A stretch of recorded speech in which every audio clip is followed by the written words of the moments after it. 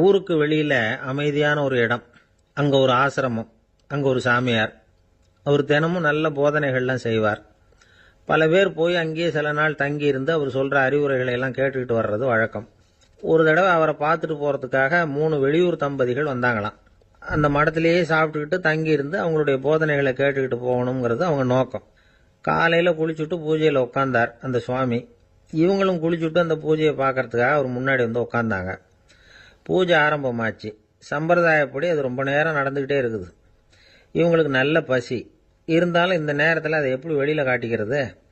பேசாமல் இருந்தாங்க. அந்த சுவாமி பூஜையை முடித்தார். அதுக்கப்புறம் பேச ஆரம்பித்தார். பேச்சு அருமையாக தான் இருந்தது, அமிர்தமாக தான் இருந்தது. இருந்தாலும் இவங்களுக்கு இருக்கிற வயிற்று பசி அது சரியாக கவனிக்க விடலை. அந்த சுவாமியே இதை கவனிச்சதா தெரியல.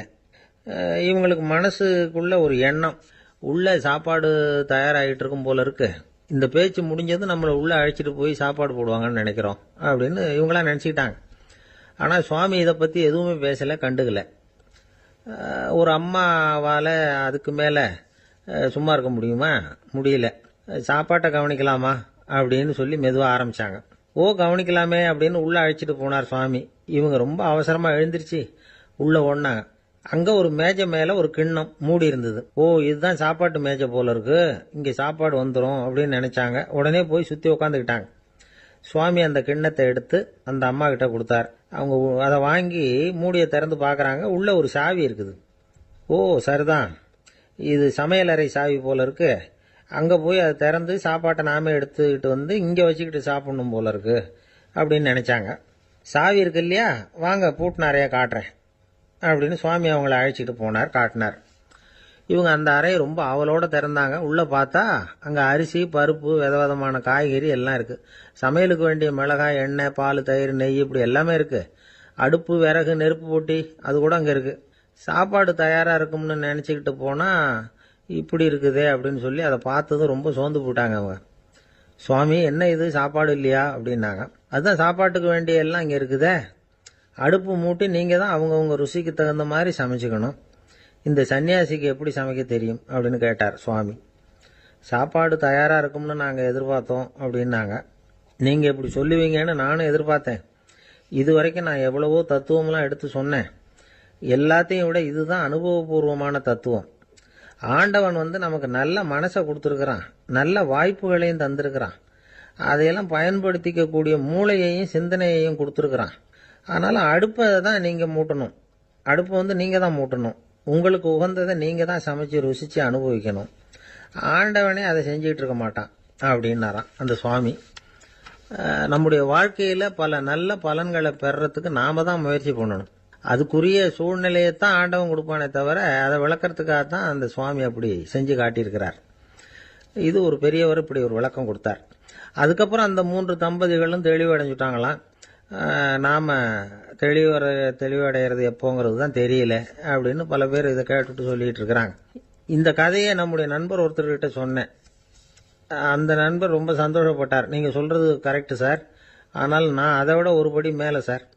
எனக்கெல்லாம் அரிசி, பருப்பு இருக்கிற ரூம் எதுன்னு கையை காட்டிட்டா போதும்.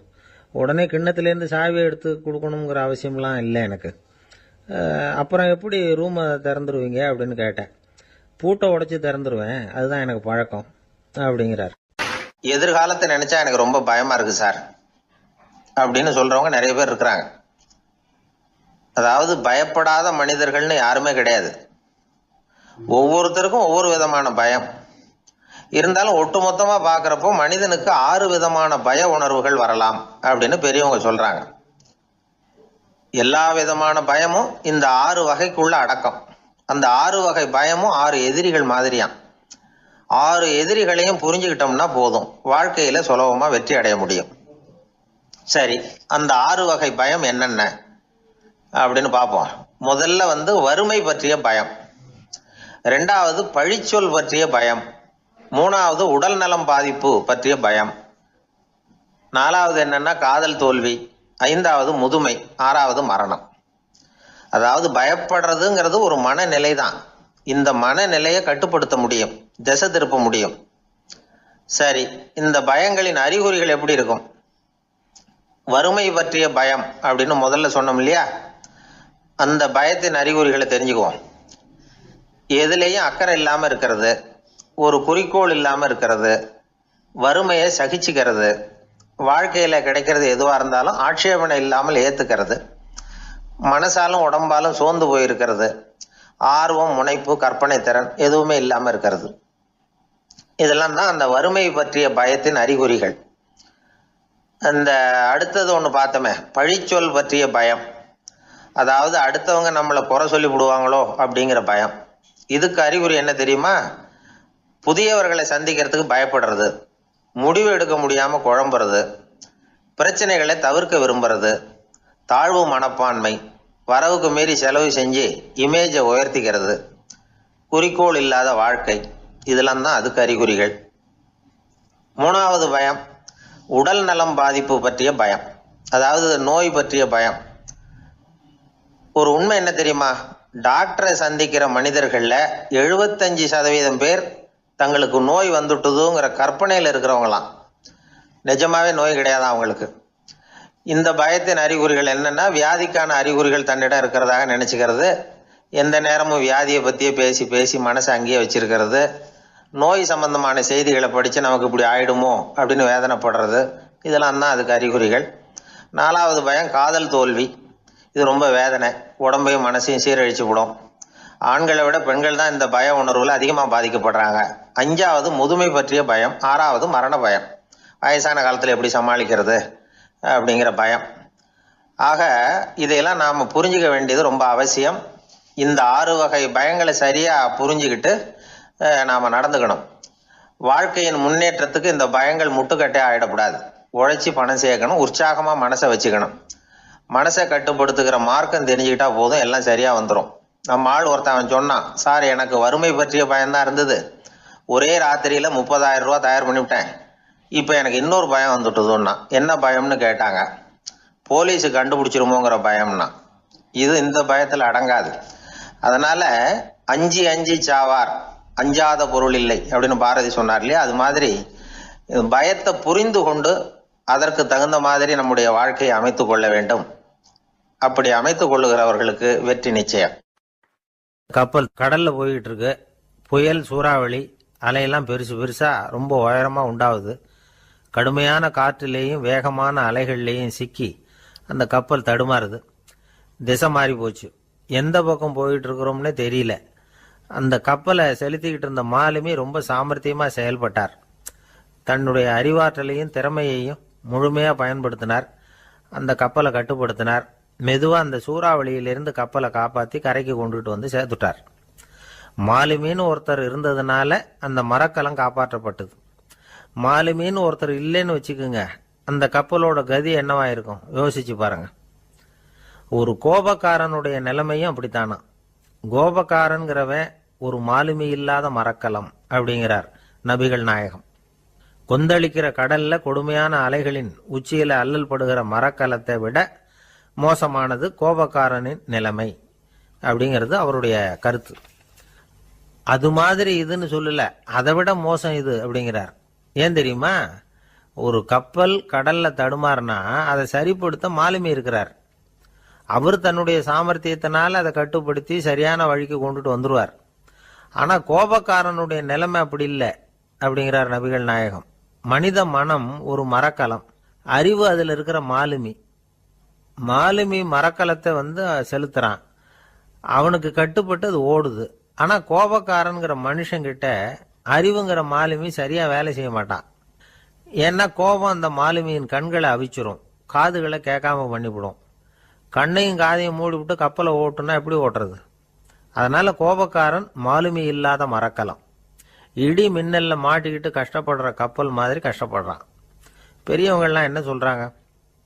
உனக்கு கெடுதல் பண்ணவனுக்கும் நீ நன்மையே செய், எவருடைய விருப்பு வெறுப்பையும் பொருட்படுத்தாதே, பரம எதிரிக்கும் நீ நன்மை செய்ய ஆரம்பிச்சா உன்னுடைய தூய நிலையை பார்த்துட்டு அவனும் உனக்கு நெருக்கமான நண்பனா ஆயிடுவான். இதுதான் பெரியவங்க நமக்கு சொல்லி இருக்கிறது. புனித குர்ஆன் சொல்றது என்ன? தீமையை நன்மையை கொண்டே நீர் தடுத்து கொள்ளும் அப்படின்னு சொல்லப்பட்டிருக்கிறதுல. இன்னா செய்தாரை ஒருத்தல் அவர் நாண நன்னயம் செய்து விடல் அப்படிங்கிறார் திருவள்ளுவர். செல்வந்தர் ஒருத்தர்கிட்ட ஒரு சிறுவன் ஆடு மேய்ச்சிக்கிட்டு இருந்தானா. பெரியவர் அவனை கூப்பிட்டு, நீ நேராக போய் ஒரு ஆட்டில் உள்ள ரொம்ப நல்ல பகுதி எதுவோ அதை எடுத்துக்கிட்டு வா அப்படின்னாரான். இவன் போனான். ஒரு ஆட்டு உடம்புல இருந்த நாக்கு, இருதயம், இது ரெண்டையும் எடுத்துகிட்டு வந்து கொடுத்தானான். பெரியவர் வாங்கி பார்த்தார். அதுக்கப்புறம், இப்போ நீ போய் இன்னொரு ஆட்டில் இருக்கிற ரொம்ப கெட்ட பகுதி எதுவோ அதை எடுத்துகிட்டு வா அப்படின்னாரான். இவன் போய் எடுத்துகிட்டு வந்தான். அவன் கையில் இருந்தது மறுபடியும் அதே மாதிரி நாக்கு, இருதயம், இது ரெண்டும் தான். என்னது இப்பவும் அதையே கொண்டுட்டு வந்திருக்கிற அப்படின்னாராம் பெரியவர். இவன் சொன்னானா, ஒரு உடம்புல உள்ள ரொம்ப நல்ல பொருளும் இதுதான், ரொம்ப கெட்ட பொருளும் இதுதான் அப்படின்னானா. இளம் வயசுல இப்படி பதில் சொன்னவர் தான் பேரறிஞர் லுக்மானுல் ஹக்கீம் அவர்கள். கோபப்படாமல் இருந்தா இது ரெண்டும் நல்லா வேலை செய்யும், கோபப்பட்டா இது ரெண்டும் மோசமா வேலை செய்யும். அதை புரிஞ்சுக்கிறதுக்காகத்தான் இன்னைக்கு இந்த தகவல். கோபம் வந்துட்டா நாம என்ன செய்யறோங்கிறது நமக்கே தெரியாது. ஒருத்தர் டாக்டர் கிட்ட போனார் அவசரமா. டாக்டர், எனக்கு இப்ப கடுமையான கோப வெறி, எனக்கு கண்ணு மண்ணு ஒன்றும் புரியல, உடனடியாக அதை கட்டுப்படுத்தணும், உடனே இதுக்கு ஏதாவது ஒரு மாத்திரை கொடுங்க ப்ளீஸ் அப்படின்னார். அந்த டாக்டரும் உடனே ஒரு மாத்திரையை கொடுத்து, இதை உடனே போடுங்க, நான் தண்ணி கொண்டுட்டு வரேன்னு உள்ள போனார். தண்ணியோடு திரும்பி வந்தார். இவர் சொன்னார், டாக்டர், நீங்க கொடுத்த மாத்திரை ரொம்ப பெருசா இருந்தது, இருந்தாலும் கஷ்டப்பட்டு முழுங்கிட்டேன்னார்.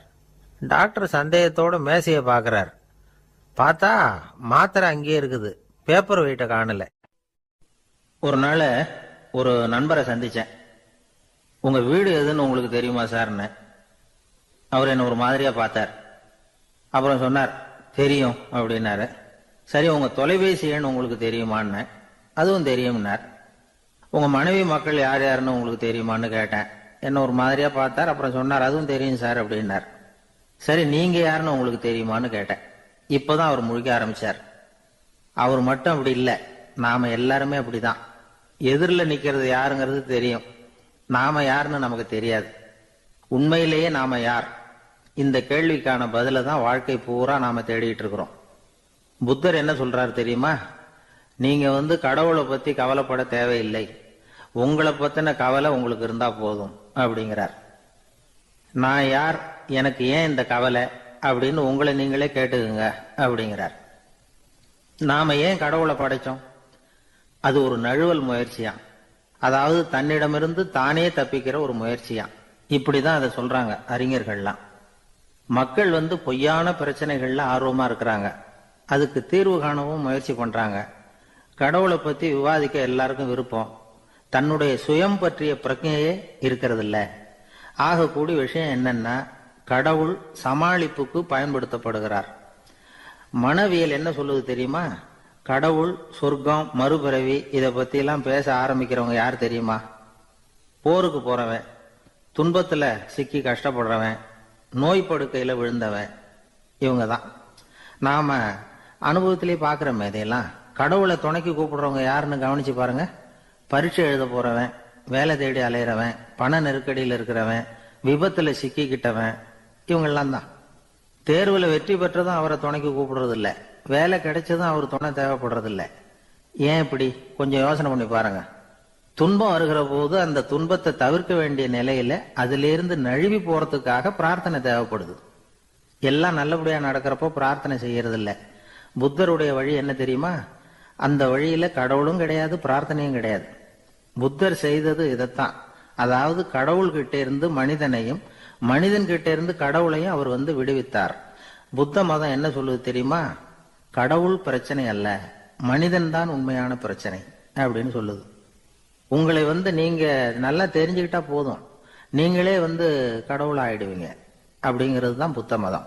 அதனால நமக்கு தேவை உள்முக பயணம். நான் யார் அப்படிங்கிற கேள்வியோட உள்ள போகணும். அங்க போனாதான் தெரியும் நான் அப்படின்னு அங்க யாருமே இல்லைங்கிறது. இதெல்லாம் புத்தர் சொல்லுகிற ஒரு தத்துவம். தத்துவம்னு சொன்னாவே நமக்கெல்லாம் அதை புரிஞ்சுக்கிறது கஷ்டம்தான். நம்ம பொறுத்த வரைக்கும் தத்துவம்ங்கிறதுல ரெண்டு வகை உண்டு. ஒன்னு தத்துவம், இன்னொன்னு மகா தத்துவம். தத்துவம்னா என்ன தெரியுமா? கேட்கறவங்களுக்கு புரியப்படாது, அதுதான் தத்துவம். மகா தத்துவம் என்னன்னா சொல்றவங்களுக்கும் புரியப்படாது. அந்த வகையில பார்த்தா இன்று ஒரு தகவலும் ஒரு மகா தத்துவம். இந்த உலகத்துல எல்லாருக்கும் மகிழ்ச்சி தரக்கூடிய ஒரு பொருள் எது? இது ஒரு முக்கியமான கேள்வி. இந்த கேள்விக்கு பொருத்தமான ஒரு பதிலை உங்களால சொல்ல முடியுமா? அதாவது கொஞ்சம் யோசிச்சு பார்த்தா பணம்னு சொல்லலாமா? இப்போ கையில் காசு இல்லாதவங்ககிட்ட ஒரு 10 ரூபாய் கொடுத்தா அது அவனுக்கு சந்தோஷத்தை கொடுக்கும். ஏற்கனவே வருமான வரி பிரச்சனையில் சிக்கி இருக்கிறவர்கிட்ட இன்னும் கொஞ்சம் பணம் இந்தாங்கன்னு சொல்லி கொடுத்தோம்னா அது அவருக்கு சங்கடத்தை தான் கொடுக்கும். அதனால அந்த கேள்விக்கு பணம்ங்கிறது பொருத்தமான பதிலாக இருக்க முடியாது. கேள்வி என்னன்னா, இந்த உலகத்தில் எல்லாருக்கும் மகிழ்ச்சி தரக்கூடிய ஒரு பொருள் எது? சரி, இனிப்புன்னு சொல்லலாமா? ஏன்னா எல்லாருக்கும் இனிக்க தானே செய்யும். அதுலேயும் ஒரு சிக்கல் இருக்கு. சர்க்கரை வியாதிக்காரங்களுக்கு அது என்ன சந்தோஷத்தையா கொடுக்கும்? ஆக எல்லாருக்கும் வேறுபாடு எதுவும் இல்லாமல் மகிழ்ச்சியை கொடுக்கக்கூடியது வேற ஏதோ ஒன்று இருக்கு. அது என்னன்னு கண்டுபிடிக்கணும். அதுதான் இன்னைக்கு தகவல். இப்போ அதை கண்டுபிடிக்கணும்னா இந்த கதையை கேட்கணும். அது என்ன கதைன்னா, ஒரு ஊரில் ஒரு ராஜா இருந்தார். அவருக்கும் இதே சந்தேகம் வந்துட்டுது. அதாவது எல்லாருக்கும் இன்பம் தரக்கூடிய பொருள் எது அப்படின்னு. இதுக்கு பதில் தெரிஞ்சுக்கிறதுக்கு ஆசைப்பட்டார். சரி, அதுக்கு என்ன செய்யலாம்னு யோசனை பண்ணார். நாட்டு மக்களுக்கு பகிரங்கமாக ஒரு அறிவிப்பு கொடுத்தார். நம்ம நாட்டு மக்கள் இன்பம் தரக்கூடிய பொருள் எதுன்னு நினைக்கிறாங்களோ அதை கொண்டுகிட்டு வந்து அரண்மனையில் உள்ள கண்காட்சி மண்டபத்தில் வைக்கலாம். அப்படி அவங்க வைக்கிற பொருள்களில் எது எல்லாருக்கும் இன்பம் தரக்கூடியதாக இருக்குமோ அதை வச்சவருக்கு 1000 பொற்காசுகள் பரிசு அப்படின்னு அறிவிப்பு கொடுத்துட்டார். ஜனங்கள் இந்த அறிவிப்பை கேட்டாங்க. அதுக்கப்புறம் சும்மா இருப்பாங்களா? 1000 பொற்காசுன்னா சும்மாவா? அவங்க கையில் என்னென்ன கிடைச்சதோ அதையெல்லாம் கொண்டாந்து அரண்மனை காட்சி மண்டபத்தில் வச்சுட்டாங்க. அதுக்கப்புறமா ராஜா அங்கே வந்தார். ஒவ்வொன்றா பார்த்துக்கிட்டே வந்தார். முதல்ல ஒரு குயில் இருந்தது, இனிமையாக பாடக்கூடிய குயில். இந்த குயிலோட இன்னிசை எல்லாருக்கும் இன்பம் தரக்கூடியது தான். இருந்தாலும் காது கேட்காதவங்களுக்கு இந்த இசை எப்படி இன்பம் தர முடியும்? அதனால இது சரியில்லைன்னு விட்டார். அடுத்தபடியாக போனார். அங்கே என்ன வச்சிருக்கிறாங்கன்னு பார்த்தா ஒரு அழகான மயில் அங்கே தோகை விரித்து ஆடிக்கிட்டு இருக்குது. இந்த மயிலோட ஆட்டம் மனசுக்கு இன்பம் தரக்கூடியது தான். இருந்தாலும் பார்வை இல்லாதவங்க இந்த ஆட்டத்தை பார்த்து ரசிக்க முடியுமா? முடியாது. அதனால இதுவும் சரியில்லை அப்படின்னு சொல்லிவிட்டார். அதுக்கு அடுத்தபடியாக போனார். பல வகையான இனிப்பு பண்டங்களை வச்சுருந்தாங்க. பார்த்தார், வயசானவங்களுக்கும் நோயாளிகளுக்கும் இது இன்பம் தராது, துன்பம் தான் கொடுக்கும் அப்படின்னார். இப்படி ஒவ்வொன்றா பார்த்துக்கிட்டே போகிறார். அழகான மலர்கள், கனிகள், ஓவியங்கள் எதுவுமே பொருத்தமாக தெரியல. சகல பேருக்கும் இன்பம் தரக்கூடிய வகையில் எதுவும் இல்லை. கடைசியாக வந்தார். அங்கே ஒரு களிமண் பொம்மை இருந்தது. அது என்ன பொம்மை தெரியுமா?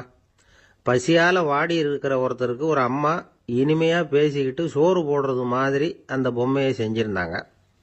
அதுக்கு கீழே அன்பு அப்படின்னு எழுதியிருந்துதான். ராஜா பளிச்சுன்னு ஒரு முடிவுக்கு வந்தார். அந்த பொம்மையை செஞ்ச சிற்பியை வரவழைச்சார், பரிசு கொடுத்தார். அன்பு ஒன்று தான் எல்லாருக்கும் இன்பம் அளிக்கக்கூடிய பொருள்.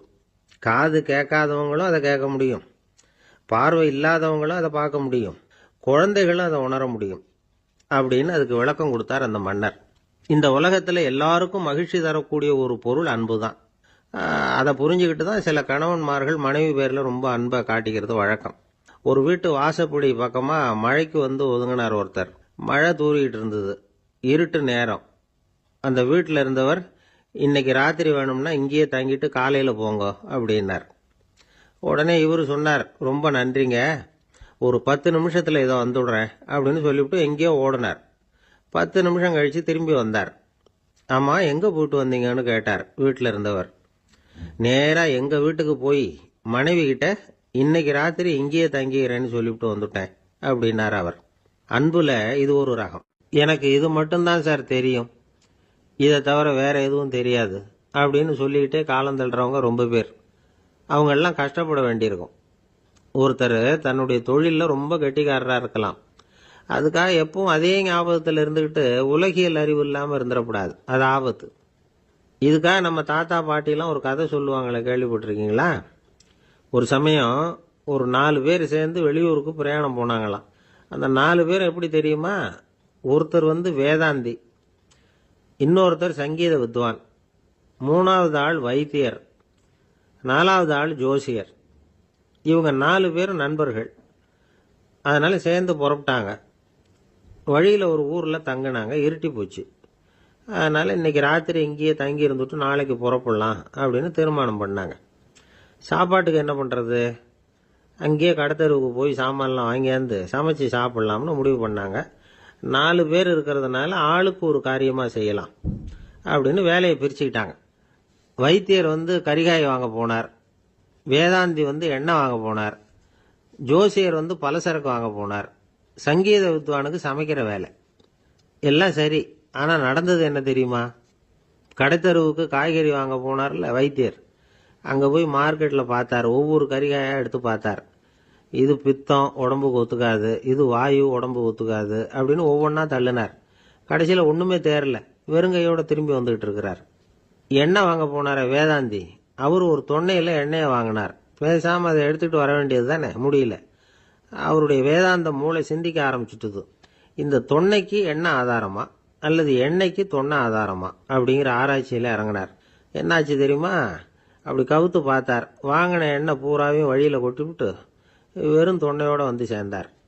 பலசரக்கு வாங்க போனார் ஜோசியர், அவர் ஒரு வழியில் பார்த்தாரு. வழியில் வந்தவங்களெல்லாம் அங்கங்கே ஒரு மரத்தடியில் உட்கார வச்சு அவங்களுக்கெல்லாம் ஆர்வம் சொல்ல ஆரம்பிச்சிட்டார். அப்படி ஒவ்வொருத்தராக சொல்லி முடிச்சுட்டு கடத்தருக்கு போய் சேர்ந்தார். இவர் அங்கே போய் சேர்றதுக்குள்ளே ரொம்ப நேரம் ஆயிட்டுது. கடையெல்லாம் பூட்டி விட்டு போயிட்டாங்க. என்ன செய்யறது? அவரும் வெறுங்கையோட திரும்பி வந்து சேர்ந்தார். சரி, இவங்க கதை தான் இப்படி ஆச்சு. அங்கே சமைக்கிறதுக்காக உட்காந்துருந்தார் சங்கீத வித்வான், அவரு கதை என்னாச்சு தெரியுமா? அங்கே அவர் அடுப்பை பற்ற வச்சு ஒலையை கொதிக்க வச்சார். அதாவது ஒரு பானையில் தண்ணியை ஊற்றி அடுப்பில் வச்சார். அது கொதிக்க ஆரம்பிச்சுது. தண்ணி கொதிக்கிற சத்தம் இருக்குதுல்ல, அது இவருக்கு தாளம் போடுறது மாதிரி இருந்தது. ஒரே குஷி, பாட ஆரம்பிச்சுட்டார். பாடிக்கிட்டே உற்சாகமாக கையில் இருந்த கரண்டியால் அந்த பானையில் தட்டினார், தாளம் போடுறதா நினச்சிக்கிட்டு. அவ்வளவுதான், பானை பட்டுன்னு உடஞ்சி போச்சு. தலையில் கையை வச்சுக்கிட்டு அவரும் உட்காந்துட்டார். எந்த தொழில் தெரிஞ்சாலும் சரி, அதை புத்திசாலித்தனமாக பயன்படுத்த தெரியலன்னா ஆபத்து தான். அதுக்காக தான் இந்த கதை. ஒரு பஸ்ஸு டிரைவர் ரொம்ப கெட்டிக்காரரு. பஸ்ஸை ரொம்ப திறமையாக ஆபத்து இல்லாமல் ஓட்டினதுக்காக பரிசுலாம் வாங்கினவர். அவரே ஒரு படகு ஓட்டுறதுக்காக அழைச்சிட்டு போயிருக்கிறாங்க, மோட்டார் படகு. அதையும் ரொம்ப திறமையாக தான் ஓட்டிட்டு போயிருக்கிறாரு. நடுக்கடலில் போனதும் படகு நின்று போச்சு. மோட்டாரில் ஏதோ கோளாறு. என்ன செய்யலாம் அப்படின்னு அந்த டிரைவரை கேட்டிருக்கிறாங்க படகுல இருந்தவங்கெல்லாம். அப்போ அவர் சொன்னாராம், கவலைப்படாதீங்க, ஒன்றும் பிரச்சனை இல்லை, எல்லாரும் கொஞ்சம் கீழே இறங்கி பின்னாடி தள்ளுங்க, மோட்டார் ஸ்டார்ட் ஆகிடும் அப்படின்னாராம். அறிவில் சிறந்தவர்கள் ஆண்களா பெண்களா? என்னுடைய நண்பர் ஒருத்தரை பார்த்து நான் கேட்ட கேள்வி இது. அவர் மெதுவாக தன்னுடைய தலையை சொரிஞ்சுக்கிட்டே சொன்ன பதில், அதில் என்ன சார் சந்தேகம், அவங்க தான் அப்படின்னார். அனுபவ அடிப்படையில் அவர் இப்படி சொல்றார். அறிவியல் அடிப்படையில் பார்க்குறவங்களும் இப்படி தான் சொல்றாங்க. இயற்கையின் நோக்கம் இனப்பெருக்கம், இதுல பெண்களின் பங்கு அதிகம். அதனால இயற்கையே பெண்களுக்கு பல சலுகைகளை கொடுத்துருக்குது, சக்தியை கொடுத்துருக்குது. இப்போ வெளிநாடுகளில் இதை பற்றியெல்லாம் நிறைய ஆராய்ச்சி பண்ணி பார்த்துருக்குறாங்க, புள்ளி விவரங்கள்லாம் வெளியிட்டிருக்கிறாங்க. ஆண் குழந்தைகளை விட பெண் குழந்தைகள் முன்னாடியே பேச ஆரம்பிச்சுடுறாங்களாம். அது மட்டும் இல்லை, அதிக எண்ணிக்கையில் வார்த்தைகளை கற்றுக்கிறாங்களாம். அப்புறம் பலவிதமான வாக்கிய அமைப்புகளை அமைச்சு பேசுறதுலையும் பெண் குழந்தைகள் முன்னாடியே ஆரம்பிச்சுடுறாங்களாம். இதெல்லாம் சீக்கிரமாக செய்கிறது பெண் குழந்தைகள் தான். சம வயது உள்ள ஆண் குழந்தைகள், பெண் குழந்தைகள், இவங்களை வச்சு சோதனைகள் பண்ணி பார்த்துருக்குறாங்க. அதாவது ஒரே வயசுள்ள ஆண் குழந்தை, பெண் குழந்தை இதெல்லாம் வச்சு அவங்கக்கிட்ட ஒரே கேள்வியை பல விதமாக கேட்கறது, ஒரே செய்தியை வேற வேற கோணங்கள்ல இருந்து விளக்குறது, தவறு இல்லாமல் பேசுறது, வேகமாக படிக்கிறது, எழுதுறது, புரிஞ்சுக்கிறது, இப்படி இதை பற்றிலாம் எத்தனையோ சோதனைகள்லாம் செஞ்சு பார்த்துருக்குறாங்க. அப்படி பார்த்ததுல என்ன தெரிஞ்சதுன்னா, அதில் எல்லாம் ஆண் குழந்தைகளை விட பெண் குழந்தைகள் 1.5 மடங்கு அதிக திறமை உள்ளவங்களா இருக்கிறாங்களாம். இன்னொரு மொழியை கற்றுக்கிறது, பேசுறது, எழுதுறது, இது கூட பெண்களுக்கு சுலபமாக வருதான். 2 மொழிகளை மாற்றி மாற்றி பேசுறது, மொழிபெயர்க்கிறது, இப்படிலாம் கூட சோதனை பண்ணி பார்த்துருக்குறாங்க. இதுலேயும் பெண்களுக்கு தான் அதிக திறன். சரி, இதை விடுங்க. புள்ளி வச்சு கோலம் போடுறது, அதில் இருந்து இந்த கை கடிகாரங்களில், கம்ப்யூட்டர்களில் நுண்ணிய பாகங்களை பொருத்துறது, இது வரைக்கும் பெண்கள் தான் திறமையாக செயல்படுறாங்க அப்படிங்கிறது அந்த சோதனை முடிவு. இந்த நுட்பம், துல்லியம், விரைவு, சிறு கை இயக்கங்களோடு செய்ய வேண்டிய மென்மையான பணிகள், இதுக்கெல்லாம் தேவை கவன குவியம், பொறுமை. இதெல்லாம் பெண்கள்கிட்ட தான் இருக்குதான். அமெரிக்காவில் இன்னொரு சோதனை கூட செஞ்சு பார்த்துருக்குறாங்க. பெண்களின் மூக்கு, மோப்ப உணர்வு, இதெல்லாம் எப்படின்னு பார்த்துருக்குறாங்க. பெண்கள் அதிக எண்ணிக்கையில் வாசனைகளை பிரித்து கண்டுபிடிச்சி விடுறாங்களாம். ஆண்களால் அந்த அளவுக்கு முடியலையாம். சரி, காது எப்படின்னா செவிப்புலன் உணர்வும் பெண்களுக்கு தான் அதிகமாக. ஒரு கும்பல், அதில் பலவிதமான சத்தம், அதுக்கு இடையில இந்த குரலோட தொனி, ஏற்ற இறக்கம், இதை வச்சே பேசுகிற ஆளை கண்டுபிடிச்சிடுறாங்களாம். ஒரு கூட்டத்தில் தன்னுடைய வீட்டுக்காரர் எங்கே இருக்கார், பிள்ளைகள் எங்கே இருக்காங்க அப்படிங்கிறதெல்லாம் பெண்கள் சீக்கிரமாக கண்டுபிடிச்சிடுறாங்களாம். இன்னொரு விஷயம், ஒரு பொருளை பார்த்த உடனே அது என்னென்னு அடையாளம் கண்டுக்கிறது, அதை மனசில் பதிய வச்சுக்கிறது, அப்புறமா இன்னொரு சந்தர்ப்பத்தில் அது எங்கே இருந்தது அப்படின்னு சரியாக ஞாபகப்படுத்திக்கிறது, இது மாதிரி சோதனைகள்லாம் கூட பெண்கள் தான் முன்னணியில் இருக்கிறாங்க. ஒரு சராசரி சூழ்நிலையில் ஆண்களை விட அதிகமான எண்ணிக்கையில் புன்னகை புரியறது, சிரிக்கிறது பெண்கள் தானா. அதிகமாக தோழமை உணர்வோடு பேசுறது அவங்க தானா. 2 பெண்கள் பேசிகிட்டு இருக்கிறதையும் பாருங்கள், அதே மாதிரி 2 ஆண்கள் பேசிகிட்டு இருக்கிறதையும் பாருங்கள். ஆண்கள் ஒரு அடி தள்ளியே நின்று பேசிகிட்டு இருப்பாங்க. மருத்துவர்களை எடுத்துக்கொள்ளுங்கள், அதாவது சிரிச்ச முகத்தோட நோயாளிகள்கிட்ட பரிவோடு பேசுறதுல பெண் டாக்டர்கள் தான் அதிகம். இதுவரை சொல்லப்பட்டது எல்லாமே அறிவியல் பூர்வமான செய்திகள். அதனால இளம் பெண்கள் வாழ்க்கையில சோர்வடைய தேவையில்லை. இயற்கையே நமக்கு சாதகமா இருக்கு, எல்லாம் முடியும் நம்மால அப்படிங்கிறத அவங்க புரிஞ்சுக்கணும். ஒரு பையன் தன்னுடைய அப்பா அம்மா திருமண ஆல்பத்தை புரட்டிக்கிட்டே இருந்தான். அப்புறம் அம்மாட்ட கேட்டான், அம்மா இது யாரு சின்ன வயசுல எடுத்ததா, இது என்னன்னு தெரியலையே, இந்த படத்துல அழகா மீசை வச்சுக்கிட்டு சிரிச்சுக்கிட்டு நிக்கிறது யார் அப்படின்னு கேட்டான்.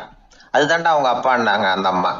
அப்படின்னா இப்ப நம்ம வீட்டுல நரைச்ச தலையோட அழுது வடிஞ்சிட்டு இருக்காரு ஒருத்தர், அவர் யாருன்னு கேட்டானா. இது பையனுடைய புத்திசாலித்தனம். பெண் பிள்ளைகள் அப்படி கேட்கறது இல்லை. அதனால இந்த கதையெல்லாம் எதுக்காக அப்படின்னா, இளம் பெண்கள் வாழ்க்கையில சோர்வு அடைஞ்சு போயிடக்கூடாது.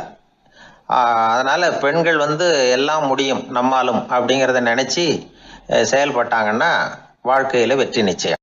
வாயில கொழுப்பு இருந்தாலும் பரவாயில்ல சார், எப்படியாவது ஒரு வழியா சமாளிச்சுக்கலாம். ஆனா வயத்துல மட்டும் கொழுப்பு இருக்கக்கூடாது சார். அப்படி இருந்தா அதான் அலட்சியமாவும் விட்டுறக்கூடாது சார் அப்படின்னு ஒருத்தர் சொல்லிட்டு வந்தார். அதுக்கப்புறம் தான் அவர்கிட்ட பேசி பல விவரங்களை தெரிஞ்சுக்க முடிஞ்சது. சில பேர் சொல்லுவாங்க, எனக்கு தொந்தி கிடையாது சார், வேணும்னா என் வயத்தை அழுத்தி பாருங்க, கல்லு மாதிரி இருக்கும்பாங்க. வயிறு கல்லு மாதிரி இருந்தா உள்ள கொழுப்பு இல்லைன்னு நினைச்சிடக்கூடாது. வயிற்று தசைக்கு அடியில உள்ள கொழுப்பு சில வாத்தியங்கள்ல இருக்குமே நரம்பு, அது மாதிரி டைட்டா இழுத்துக்கிட்டு இருக்குன்னு அர்த்தம். அதனால தொட்டு பார்த்தா கல்லு மாதிரி தான் இருக்கும், இருந்தாலும் தொந்தி தான். வயத்துல கொழுப்பு அதிகமா இருக்கிறது சங்கடம் தான்.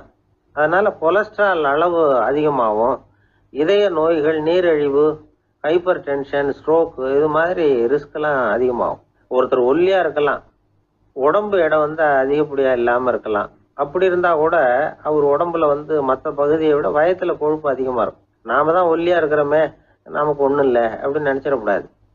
சரி, நம்ம வயிறு இருக்க வேண்டிய அளவை விட அதிகமா இருக்குதா இல்லையா, அதை எப்படி கண்டுபிடிக்கிறது? அதுக்கு சில வழி இருக்குது. முதல்ல நீங்க நேரா ஸ்ட்ரைட்டா நிமிர்ந்து நில்லுங்க. உங்க பார்வையை மட்டும் கீழே தாழ்த்தி காலு விரலை கவனிங்க. விரல் உங்களுக்கு தெரியுதா அப்படின்னா உங்க வயர் நார்மலா இருக்குன்னு அர்த்தம். கால் விரல் உங்க கண்ணுக்கு தெரியலையா அப்படின்னா உங்களுக்கு வயிறு பெருசுதான். இன்னொரு வழி இருக்கு, அது என்ன தெரியுமா? ஒரு தரையில நீட்டா படுத்துடணும். 1 மீட்டர் நீளம் உள்ள அளவுகோல் ஒன்று எடுத்துதுங்க. கழுத்து எலும்புல ஒரு பக்கத்தையும் இடுப்புல ஒரு பக்கத்தையும் வைங்க. பக்கவாட்டில் வைங்க, அதாவது படுக்கவாட்டில். அது நடுப்பகுதி வயத்துல முட்டி தராசு மாதிரி ஆடுதா அப்படின்னா உங்க வயர் உங்களுக்கு ப்ராப்ளம் தான். அதனால அதை கண்டுபிடிக்கிறதுக்கு அப்படி ஒரு அளவுகோல் வச்சிருக்கிறாங்க. மருத்துவ அறிவியல் ரீதியா உங்களுக்கு தொந்தி இருக்குதா இல்லையான்னு கண்டுபிடிக்கிறதுக்கு ஒரு வழி இருக்கு. உங்க இடுப்புல வெயிஸ்ட் அப்படின்னு சொல்றோம்ல, இடுப்புல ஒரு அளவு எடுக்கணும், சுற்றளவு.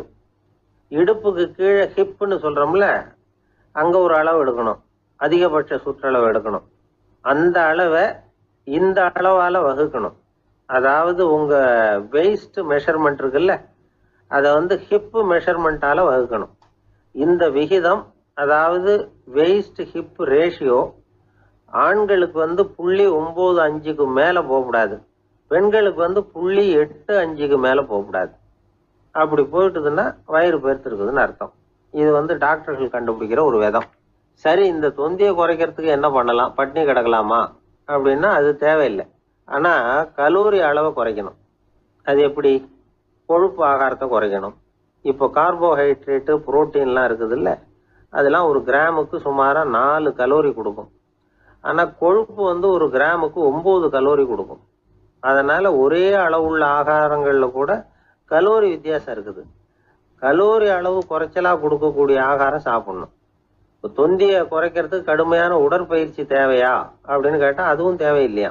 ஆகாரத்துல கொழுப்பை குறைச்சாவே போதும், மற்ற ஆகாரம் செரிக்கிறதுக்கு லேசான உடற்பயிற்சியே போதும். வயத்தை குறைக்கிறேன்னு சொல்லி சில பேர் உட்காந்து எழுந்திருப்பாங்க, அதுவும் தேவையில்லையா. அப்படிலாம் பண்ணி உங்களை கஷ்டப்படுத்திக்க வேண்டியதில்லை. வயத்தை குறைக்கிறதுக்கு அதெல்லாம் உதவுறது இல்லை அப்படின்னு அது சம்பந்தமான நிபுணர்கள் சொல்றாங்க. இப்போ இது சம்பந்தமா 1984 ஒரு சோதனையே பண்ணி பார்த்துருக்குறாங்க.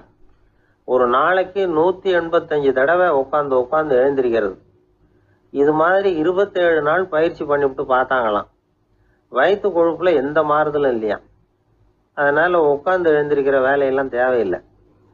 தொந்தியை குறைக்கிறதுக்கு முயற்சி பண்றவங்க தோற்றத்தை அழகாக்குறது ஒரு பக்கம் இருந்தா கூட ஆரோக்கியமான நீண்ட வாழ்வுக்கும் அவங்க அஸ்திவாரம் போடுறாங்கன்னு தான் அர்த்தம். ஒருத்தர் வந்தார், சார் எனக்கு தொந்தி இருக்கா இல்லையான்னு கண்டுபிடிக்கிறது கஷ்டமா இருக்குதுன்னார். சரி நான் கண்டுபிடிக்கிறேன், இப்படி தரையில காலை நீட்டி ஸ்ட்ரைட்டா படுங்க அப்படின்னோம். சரின்னு படுத்துட்டார். இப்போ உங்க கண்ணை திருப்பி கால் கட்டை விரல பாருங்க, கட்டை விரல் தெரியுதா அப்படின்னு கேட்டேன். தெரியுது சார்னார். நீங்க தெரியுதுன்னு சொல்றத நான் எப்படி நம்புறதுன்னு. அதோ தெரியுற அந்த கட்டை விரல் நுனியில ஒரு ஈ கூட உட்காந்துருக்குது பாருங்க சார் அப்படின்னார். அப்படின்னா நீங்க பாக்குறது கட்டை விரல் இல்லை சார், உங்க மூக்கு நுனி, அங்கதான் இப்ப ஈ உட்காந்துருக்குது அப்படின்னோம். ஒரு பள்ளிக்கூடம் வகுப்பு நடந்துகிட்டு இருக்கு. ஆசிரியர் பாடம் நடத்திக்கிட்டு இருக்கிறார். நடத்தி முடிச்ச உடனே கேட்டார், மாணவர்களே இதுவரைக்கும் நான் நடத்தின பாடத்துல உங்களுக்கு ஏதாவது சந்தேகம் இருக்கா அப்படின்னு கேட்டார். அப்புறம் ஒவ்வொருத்தரா கேட்டார். ஒரு மாணவன் எழுந்திருச்சான். சார் எனக்கு சந்தேகம் எதுவுமே இல்லைன்னா. ஏன்னு கேட்டார். ஏன்னா எனக்கு நீங்க நடத்தின பாடம் தெளிவா புரிஞ்சுட்டுது, அதனால சந்தேகம் வரலன்னா. இன்னொரு மாணவன் எழுந்திருச்சான். சார் எனக்கும் சந்தேகம் எதுவும் இல்லைன்னா. ஏண்டான்னு கேட்டார். ஏன்னா எனக்கு நீங்க நடத்தின பாடம் எதுவுமே புரியல, அதனால சந்தேகம் வரல அப்படின்னா. இந்த இடத்துல நாம கொஞ்சம் சிந்திச்சு பார்க்கணும். இந்த உலகத்துல எல்லாம் புரிஞ்ச ஒருத்தனுக்கும் சந்தேகம் வராது, எதுவுமே புரியாத ஒருத்தனுக்கும் சந்தேகம் வராது. அறகுறையா புரிஞ்சுக்கிட்டவன் இருக்கான் பாருங்க, அவனுக்கு தான் அடிக்கடி சந்தேகம் வரும். ஆக மாணவர்களை இந்த 3 வகையா பிரிக்கலாம். அதே மாதிரி தான் மனிதர்களையும் 3 வகையா பிரிக்கிறாங்க ஆன்மீகவாதிகள். ஒரு ஆன்மீக பெரியவர் என்ன சொல்றார் தெரியுமா? இந்த உலகத்துல 3 வகையான மனிதர்கள் இருக்கிறாங்களாம். முதல் வகை எப்படி தெரியுமா? இவங்களுக்கு எதையும் தெரிஞ்சுக்கணுங்கிற அவசியமே கிடையாது. ஏன்னா அவங்களுக்கு எல்லாமும் தெரியும். இவங்க ஞானத்தின் முழு வடிவா இருக்கிற காரணத்தினால அவங்களுக்கு எந்த சந்தேகமும் இல்லை, எந்த கேள்விகளும் கிடையாது. இந்த நிலையில இருக்கிறவன் கிருஷ்ணன். எல்லாத்துக்கும் விட தெரிஞ்சுக்கிட்ட நிலையில அவன் விடையாக மாறிவிட்டான் அப்படின்னு சொல்லுவாங்க. 2வது நிலையில இருக்கிறவன் அர்ஜுனன். இவனுக்கு எப்ப பார்த்தாலும் கேள்விதான், சந்தேகம்தான். பதில் சொல்ல சொல்ல அவனுக்கு இருக்கிற சந்தேகமும் அதிகமாகிட்டே இருக்கும், குறையவே குறையாது. அர்ஜுனன் மாதிரி உள்ளவங்க எப்பவும் கேள்வி கேட்டுக்கிட்டே இருப்பாங்க. ஒரு கேள்விக்கு விட கிடைச்சுட்டுன்னு வைங்க, உடனே இன்னொரு கேள்வி அவங்க கிட்ட இருந்து வரும். கிருஷ்ணனுடைய நிலை எப்படின்னா அது கேள்விகளே அற்ற ஒரு நிலை. அர்ஜுனனுடைய நிலை எப்படின்னா அது கேள்விகளை தவிர வேறு எதுவும் அற்ற ஒரு நிலை. இவங்களை தவிர இன்னொரு ஆள் இருக்கிறான், அவனுக்கும் கேள்விகள் அற்ற ஒரு நிலை தான். அவன் யாருன்னா துரியோதனன். இவனுக்கு தெரிஞ்சுக்கணுங்கிற எண்ணமே சுத்தமா கிடையாது. ஆவலே இல்லைங்கிறதுனால அதை புரிஞ்சுக்கணுங்கிற அவசியமும் இல்லை. அதனால அவனுக்கு கேள்விகள் அற்ற ஒரு நிலையில அவன் இருந்துகிட்டு இருக்கிறான். எல்லா பதிலும் தெரிந்து கொண்ட நிலையில கிருஷ்ணனும் கேள்விகள் அற்ற நிலையில இருக்கிறான். தெரிஞ்சுக்கணுங்கிற ஆவலே இல்லாத துரியோதனனும் கேள்விகள் அற்ற நிலையிலேயே இருக்கிறான். இப்படியும் இல்லாம அப்படியும் இல்லாம 2ம் கெட்டான நிலையில இருக்கிறானே, அவன் தான் அர்ஜுனன். அதனால பெரியவங்கள்லாம் என்ன சொல்றாங்கன்னா, இந்த உலகத்துல அர்ஜுனன்களா இருக்கிறவங்க ஒண்ணு துரியோதனனா மாறிடணும், இல்லைன்னா கிருஷ்ணனா மாறிடணும். இதை தவிர வேற வாய்ப்பு இல்லை. துரியோதனன் மாதிரி உள்ளது விலங்கு நிலை, கிருஷ்ணன் மாதிரி உள்ளது தெய்வ நிலை. அர்ஜுனன் விலங்காவும் ஆக முடியல, தெய்வமாவும் ஆக முடியல. இப்படி 2ம் கெட்டானா இருக்கிற வரைக்கும் இந்த கேள்விகளும் பிரச்சனைகளும் இருந்துகிட்டே தான் இருக்கும். இதுதான் பெரியவர்கள் சொல்லுகிற அனுபவ உண்மை. ஒரு ஆசிரியர் ரொம்பவும் விரிவா விளக்கமா பாடம் நடத்தின பிறகு, மாணவர்களே ஏதாவது சந்தேகம் இருந்தா கேளுங்கன்னாராம். ஒரு மாணவன் எழுந்திருச்சான். சார் எனக்கு ஒரு சந்தேகம்னா. என்னன்னு கேட்டார். இது வரைக்கும் என்ன பாடம் சார் நடத்துனீங்க அப்படின்னா அந்த பையன். எனக்கு ஒரு உதவி செய்யணும் அப்படின்னு நம்மளை பார்த்து ஒருத்தர் கேட்குறாருன்னு வச்சுங்களேன், உடனே நாம் அவரை பார்த்து என்ன உதவின்னு கேட்போம். இதுதான் சராசரி மனிதர்களின் இயல்பு. ஆனால் ஒருத்தர் எனக்கு ஒரு உதவி செய்யணும் அப்படின்னு கேட்ட உடனே என்ன உதவின்னு கூட கேட்காம சரி செய்கிறேன் அப்படின்னு ஒத்துக்கிறது இருக்கு பாருங்க, அது கொஞ்சம் அபூர்வம். அந்த காலத்தில் ஒருத்தர் இருந்தார். அவர் எப்படி தெரியுமா? உதவி கேட்குறவங்க நல்லவங்களா கெட்டவங்களா அப்படின்னு கூட பார்க்கல, தனக்கு நன்மையா தீமையா அப்படின்னு கூட பார்க்கல, உதவி செய்கிறேன்னு புறப்பட்டுட்டார். அவர் யார் தெரியுமா? அவர் தான் நல சக்கரவர்த்தி. அவர் மாதிரி நாமும் உதவி கேட்குறவங்களுக்கு உடனே உதவி செய்கிறதுக்கு தயாராக இருக்கணும் அப்படின்னு சொன்னார் ஒரு ஆன்மீக பேச்சாளர். நல சரித்திரத்தை அவர் சொல்லிக்கிட்டு இருந்தார். இந்திரன், அக்னி, வருணன், யமன் இவங்க 4 பேரும் நலனை பார்த்து எங்களுக்கு நீ உதவி செய்யணும், எங்களுக்காக நீ தூது போகணும் அப்படின்னு கேட்குறாங்க. யாருக்கிட்ட தூது போகணும், என்ன காரியத்துக்காக போகணும் அப்படின்னு கேட்கணும்ல. நலன் அப்படி கேட்கவே இல்லை, உடனே சரின்னு ஒத்துக்கிறான். அதுக்கப்புறம் அவங்க விவரம் சொல்கிறாங்க, என்ன உதவி, யாருக்கிட்ட தூது போகணும் அப்படிங்கிற விவரத்தை சொல்கிறாங்க. நலனுக்கும் அப்புறம்தான் புரியுது, எந்த தமயந்தியை இவன் காதலிச்சானோ, எந்த தமயந்தின் சுயம்பரத்துக்காக இவன் போய்கிட்டு இருக்கிறானோ அந்த தமயந்தியை பார்த்து தங்களுக்காக அவகிட்ட வாதாடணும், பேசணும், தங்களில் ஒருத்தரை கல்யாணம் பண்ணிக்கும்படியாக கேட்கணும் அப்படின்னு அவங்க 4 பேரும் நலன்கிட்ட கேட்குறாங்க. இதை கேட்டதும் நலன் கொஞ்சம் கூட முகம் சுளிக்கலை, பதட்டப்படலை. நேராக தமயந்தி கிட்ட போகிறான். இந்திரன், அக்னி, வருணன், யமன் இவங்களோட சிறப்புகளை எடுத்து சொல்கிறான். இவங்களில் ஒருத்தரை கல்யாணம் பண்ணிக்கலாம் அப்படின்னு சொல்லி கேட்டுக்கிறான். ஆனால் இதுக்கு தமயந்தி சம்மதிக்கலை. சுயம்வரம் நடக்குது, அவள் நலனை தேர்ந்தெடுக்கிறா.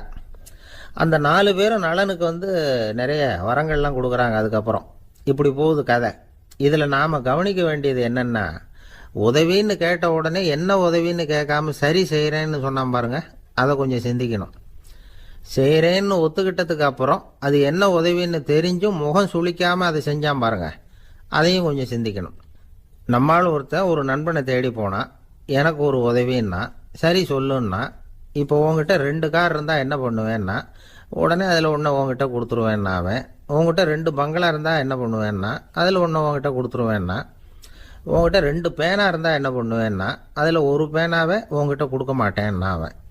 ஏன்டா அப்படி சொல்கிறேன்னா, ஏன்னா இப்போ நிஜமாவே என்கிட்ட 2 பேனா இருக்குது, அதனால் அப்படி சொல்கிறேன் அப்படின்னு நானா அவன். ஜெருசலேம் அங்கே உள்ள ஒரு தேவாலயம், அதில் உள்ள பலிபீடத்தின் முன்னாடி ஒரு பெட்டி உண்டு. அது காணிக்கை பெட்டி. ஆலயத்துக்கு வர்றவங்க பிரார்த்தனை பண்ணிவிட்டு திரும்பி போகிற சமயத்தில் அந்த பெட்டியில் காணிக்கை போடுவாங்க.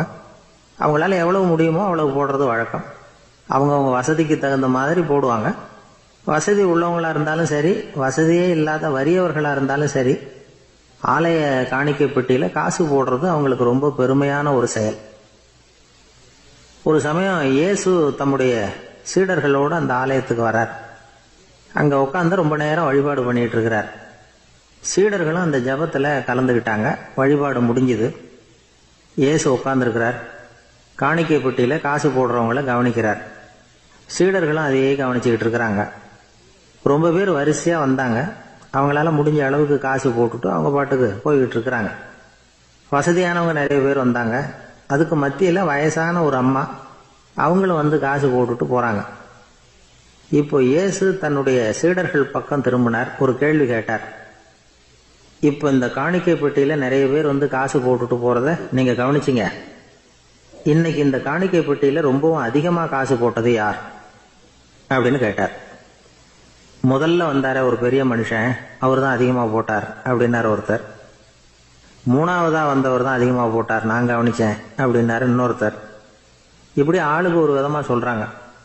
கடைசியாக இயேசு சொன்னாராம், இன்றைக்கு அந்த பெட்டியில் அதிகமாக காசு போட்டவங்க அந்த வயசான அம்மா தான் அப்படின்னாராம். சீடர்களுக்கு ஒன்றும் புரியல. அந்த அம்மா ரொம்பவும் ஏழையாச்சே, அவங்க எப்படி அதிகமாக காணிக்கை செலுத்த முடியும் அப்படிங்கிறது அவங்க சந்தேகம். இயேசு விளக்குனார். நிறைய பேர் வந்தாங்க, நிறையவே காசுகள் போட்டாங்க, அது உண்மைதான். ஆனால் அந்த அம்மா என்ன பண்ணாங்க கவனிச்சிங்களா? வந்தாங்க, தன்னுடைய காசு பையை திறந்தாங்க, அப்படியே கொட்டுனாங்க. அதில் இருந்தது 2 காசுகள் தான். அந்த 2 காசும் காணிக்கை பெட்டியில் விழுந்துட்டுது. மற்றவங்கள்லாம் தங்கள்கிட்ட இருந்த செல்வத்தின் ஒரு சிறு பகுதியை எடுத்து பெட்டியில் போட்டாங்க.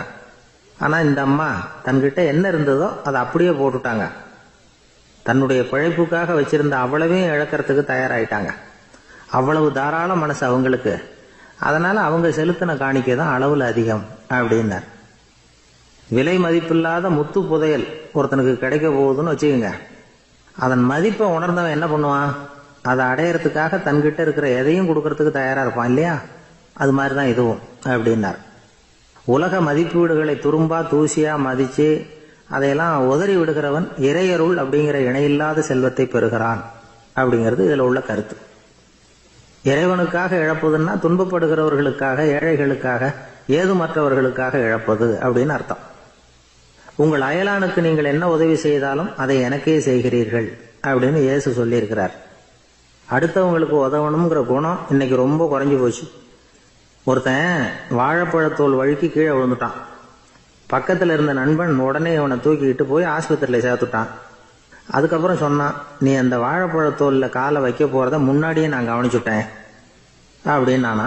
அப்படின்னா அப்போவே நீ எனக்கு உதவி செஞ்சுருக்கலாமே அப்படின்னானா அவன். நான் டாக்டருக்கு உதவலாம்னு நினச்சிட்டேன் அப்படின்னா இவன். ஒரு நாள் ஒரு 10-15 பள்ளிக்கூடத்து பிள்ளைங்க தேடிட்டு வந்தாங்க. உங்களை பார்த்துட்டு தான் போகணும், அதுக்காக தான் வந்திருக்கோம்னாங்க. என்ன விஷயம்னு கேட்டோம். நாங்கள்லாம் கூடி ஒரு முடிவு பண்ணியிருக்கிறோம், அதை உங்ககிட்ட சொல்லணும் அப்படின்னாங்க. அதுவும் ஒரு வாண்டு பையன் அதை சொன்னான். என்ன முடிவு அது அப்படின்னு கேட்டோம் ரொம்ப ஆர்வமாக. அதை இப்போ சொல்ல மாட்டோம், எங்களுக்கு பிடிக்கிற மாதிரி ஏதாவது ஒரு தகவல் சொன்னால் அதுக்கப்புறம் நாங்கள் அதை சொல்கிறோம் அப்படின்னா அந்த வாண்டு பையன். சரி, சின்ன பையன்கிட்ட இன்னைக்கு வசமாக மாட்டிக்கிட்டோம் அப்படின்னு நினச்சிக்கிட்டு அவங்களுக்கு தகுந்த மாதிரி ஒரு கதை சொல்ல ஆரம்பித்தோம். அது என்ன கதைன்னா, ஒரு பெரிய காடு, அதில் பலவிதமான மிருகங்கள். அந்த காட்டுக்கு ஒரு சிங்கம் தான் ராஜா. எப்பவும் காட்டுக்கு அதுதானே ராஜா. ஒரு பெரிய யானைக்கு இது பொறுக்கலை. என்ன இது, எப்போ பார்த்தாலும் இங்கே சிங்கத்துக்கே ராஜா பதவி கிடைக்குது, நான்லாம் எவ்வளவு பலசாலியாக இருக்கிறேன், அப்படி இருந்தும் எனக்கு அந்த பதவி கிடைக்கலையே அப்படின்னு தனக்குள்ள பொறுமிக்கிட்டே இருந்தது. ராஜா பதவியை நினைச்சு ரொம்ப ஏக்கம், அதுக்கு பதவி மோகம். இந்த சமயம் பார்த்து ஒரு குள்ள நெறி கூட்டம் அதை தேடிட்டு வந்தது. ஐயா பெரியவங்களே, நீங்க இந்த காட்டுக்கு ராஜாவா இருக்க ஆசைப்படுறீங்க, அதுல ஒன்றும் தப்பு இல்லை. ஆனா அதுக்கு முன்னாடி நீங்க எங்க கூட்டத்துக்கு கொஞ்ச நாள் தலைவரா இருங்க, அதாவது ராஜாவா இருங்களேன், உங்களுக்கும் ஒரு ட்ரைனிங் கிடைச்சது மாதிரி இருக்கும் அப்படின்னு சொல்லியிருக்குது இந்த கூட்டம், குள்ள நெறி கூட்டம். இதை கேட்ட உடனே யானைக்கு ரொம்ப சந்தோஷம் தாங்கலை. அதுதான் எப்பன்னு பதவிக்காக காத்துக்கிட்டு இருக்குதே. இருந்தாலும் கொஞ்சம் பிகுவோட, சரி நீங்கள்லாம் இவ்வளவு தூரம் என்ன தேடிட்டு வந்து கேட்கறதுனால மறுக்க முடியல அப்படின்னு ரொம்ப ஏதோ அவளுக்கு சிரமப்பட்டு ஒத்துக்கிறது மாதிரி ஒத்துக்கிட்டது. ஏதோ உங்கள் ஆசைக்கு கட்டுப்படுறேன், கொஞ்ச நாள் உங்கள் கூட்டத்துக்கு ராஜாவாக இருக்கிறதுக்கு சம்மதிக்கிறேன் அப்படின்னுது. உடனே அந்த யானை ராஜ நட போட ஆரம்பிச்சுட்டுது. யானை சாதாரணமாக நடந்தாவே எப்படி இருக்குங்கிறது நமக்கு தெரியும். அதுவே ராஜ நட நடந்தா எப்படி இருக்கும் கற்பனை பண்ணி பாருங்க. யானை முன்னாடி கம்பீரமாக போய்கிட்டு இருக்குது, தலைவர் இல்லையா, அதனால குள்ள நரிகள்லாம் ரொம்ப அடக்கமாக அது பின்னாடி அணிவகுத்து போயிட்டு இருக்குது. ராஜா வாழ்க, மன்னர் வாழ்க அப்படின்னு கோஷம் வேற. யானைக்கு தலைகால புரியல, அவ்வளவு சந்தோஷம். அந்த யானைக்கு செருக்கு, ஆணவம் எல்லாம் ஏற்பட்டு போச்சு. அதுக்கப்புறம் அது தரையை பார்க்குமா, நிமிர்ந்து நடக்க ஆரம்பிச்சுட்டுது. தரையை பார்க்கறதே இல்லை. அப்படி போயிட்டு இருக்கிறப்போ ஒரு சதுப்பு நிலத்தில் திடீர்னு காலை வச்சுட்டுது. அவ்வளவுதான், கால் உள்ள போயிட்டுது. இன்னொரு காலை எடுத்து வச்சுது, அதுவும் உள்ள போயிட்டுது. அந்த 2 காலையும் எடுக்கிறதுக்காக அடுத்த 2 காலையும் அழுத்திச்சு, அதுவும் உள்ள போக ஆரம்பிச்சுட்டுது. இப்ப 4 காலம் வசமா சேத்துல அழுந்தி போச்சு, எடுக்க முடியல. குள்ள நரிகள்லாம் அதை சுத்தி சுத்தி வந்தது. சிலது சுத்தி நின்று டான்ஸ் ஆட ஆரம்பிச்சுட்டுது யானையை பார்த்துட்டு. இதை யானை பார்த்தது. என்ன இது, தலைவர் நான் தவிச்சுக்கிட்டு இருக்கிறேன், தொண்டர்கள்லாம் சுத்தி நின்று வேடிக்கை பார்த்துக்கிட்டு இருக்கிறீங்க, டான்ஸ் ஆடுறீங்க அப்படின்னு கேட்டுதான். தொண்டர்களே, தலைவர் நான் தவிச்சுக்கிட்டு இருக்கிறது உங்களுக்கு தெரியலையா? இப்போ உடனே உங்க தலைவரை காப்பாற்ற வேண்டியது உங்க கடமை இல்லையா அப்படின்னு கத்துச்சான் அந்த யானை. குள்ள நரிகள்ல ஒன்று முன்னாடி நின்று அந்த யானையை பார்த்துதான், தலைவரே எங்களுக்கு ரொம்ப நாளா ஒரு ஆசை, அந்த ஆசையை நிறைவேற்றிக்கிறதுக்காகத்தான் உங்களை எங்க தலைவரா ஏத்துக்கிறோம்னு சொன்னோம் அப்படின்னு தான். என்ன ஆசைன்னு கேட்டிருக்கு யானை. யானை கறி சாப்பிட்டு பார்க்கணுங்கிறது எங்களுக்கு ரொம்ப நாள் ஆசை, அது இன்னைக்கு தான் நிறைவேற போகுது அப்படின்னு தான் அந்த நரி. இதை கேட்ட உடனே அந்த யானை அப்படியே மூர்ச்சி ஆயிட்டு தான். நரிகள்லாம் அது மேலே ஏறி குதற ஆரம்பிச்சுட்டுதான். பதவி மேல இருந்த பேராசை அந்த பலசாலியான யானையையே மாட்டி விட்டுட்டு பாத்தீங்களா அப்படின்னு சொல்லி முடிச்சோம் இந்த கதையை அந்த சின்ன பிள்ளைங்க கிட்ட. சரிங்க, இப்ப நாங்க உங்களை தேடி வந்த விஷயம் என்னங்கறத சொல்லவா அப்படின்னா ஒரு வாண்டு பையன். சீக்கிரம் சொல்லு தம்பி, சஸ்பென்ஸ் தாங்கல அப்படின்னும். அவன் மெதுவா எங்களை பார்த்து சொல்றான், எங்களுக்கு கொஞ்ச நாள் நீங்க தலைவரா இருந்தா தேவல அப்படின்னு. கடற்கரை ஓரமா ஒரு பெரியவர் கையால மணலை கீறிக்கிட்டே உட்கார்ந்துருக்கிறார். என்னத்தையும் தேடிட்டு இருக்கிறது மாதிரி தெரிஞ்சது. மெதுவா கிட்டத்துல போய் என்னத்தை தேடிட்டு இருக்கிறீங்க அப்படின்னு கேட்டோம். அவரு சாவகாசமா நிமிந்து பார்த்து நிம்மதியை தேடிட்டு இருக்கிறேன்னார். நாங்க ஒரு மாதிரி ஆயிட்டோம். இருந்தாலும் சமாளிச்சுக்கிட்டு, சார் மணல்ல கிழிஞ்சல் தான் கிடைக்கும், நிம்மதி கிடைக்காது அப்படின்னோம். சரி, இன்னைக்கு வசமா நம்ம கிட்ட ஒரு ஆள் மாட்டிக்கிட்டார் அப்படின்னு நினைச்சு அவர் பக்கமா போய் உட்காந்துக்கிட்டு கதை சொல்ல ஆரம்பிச்சிட்டோம். ஒரு பெரிய மன்னர் இருந்தார். அவருக்கு எல்லா வசதியும் இருந்தது. இருந்தாலும் ஒரே ஒரு குறை. அது என்னன்னா நிம்மதி இல்லைங்கிற குறை. அரண்மனையில தினமும் கலை நிகழ்ச்சி, நாட்டியம் எல்லாம் நடந்துகிட்டு தான் இருந்தது. இருந்தாலும் நிம்மதி இல்லை. சரி, நிம்மதி எங்க கிடைக்கும் அப்படின்னு தேட ஆரம்பிச்சார். உடனே அதுக்கான முயற்சிகள்ல தீவிரமா இறங்கினார். நாட்டுல உள்ள தத்துவ மேதைகளை எல்லாம் கூப்பிட்டுட்டு வர சொன்னார். எல்லாரும் சேர்ந்தாங்க.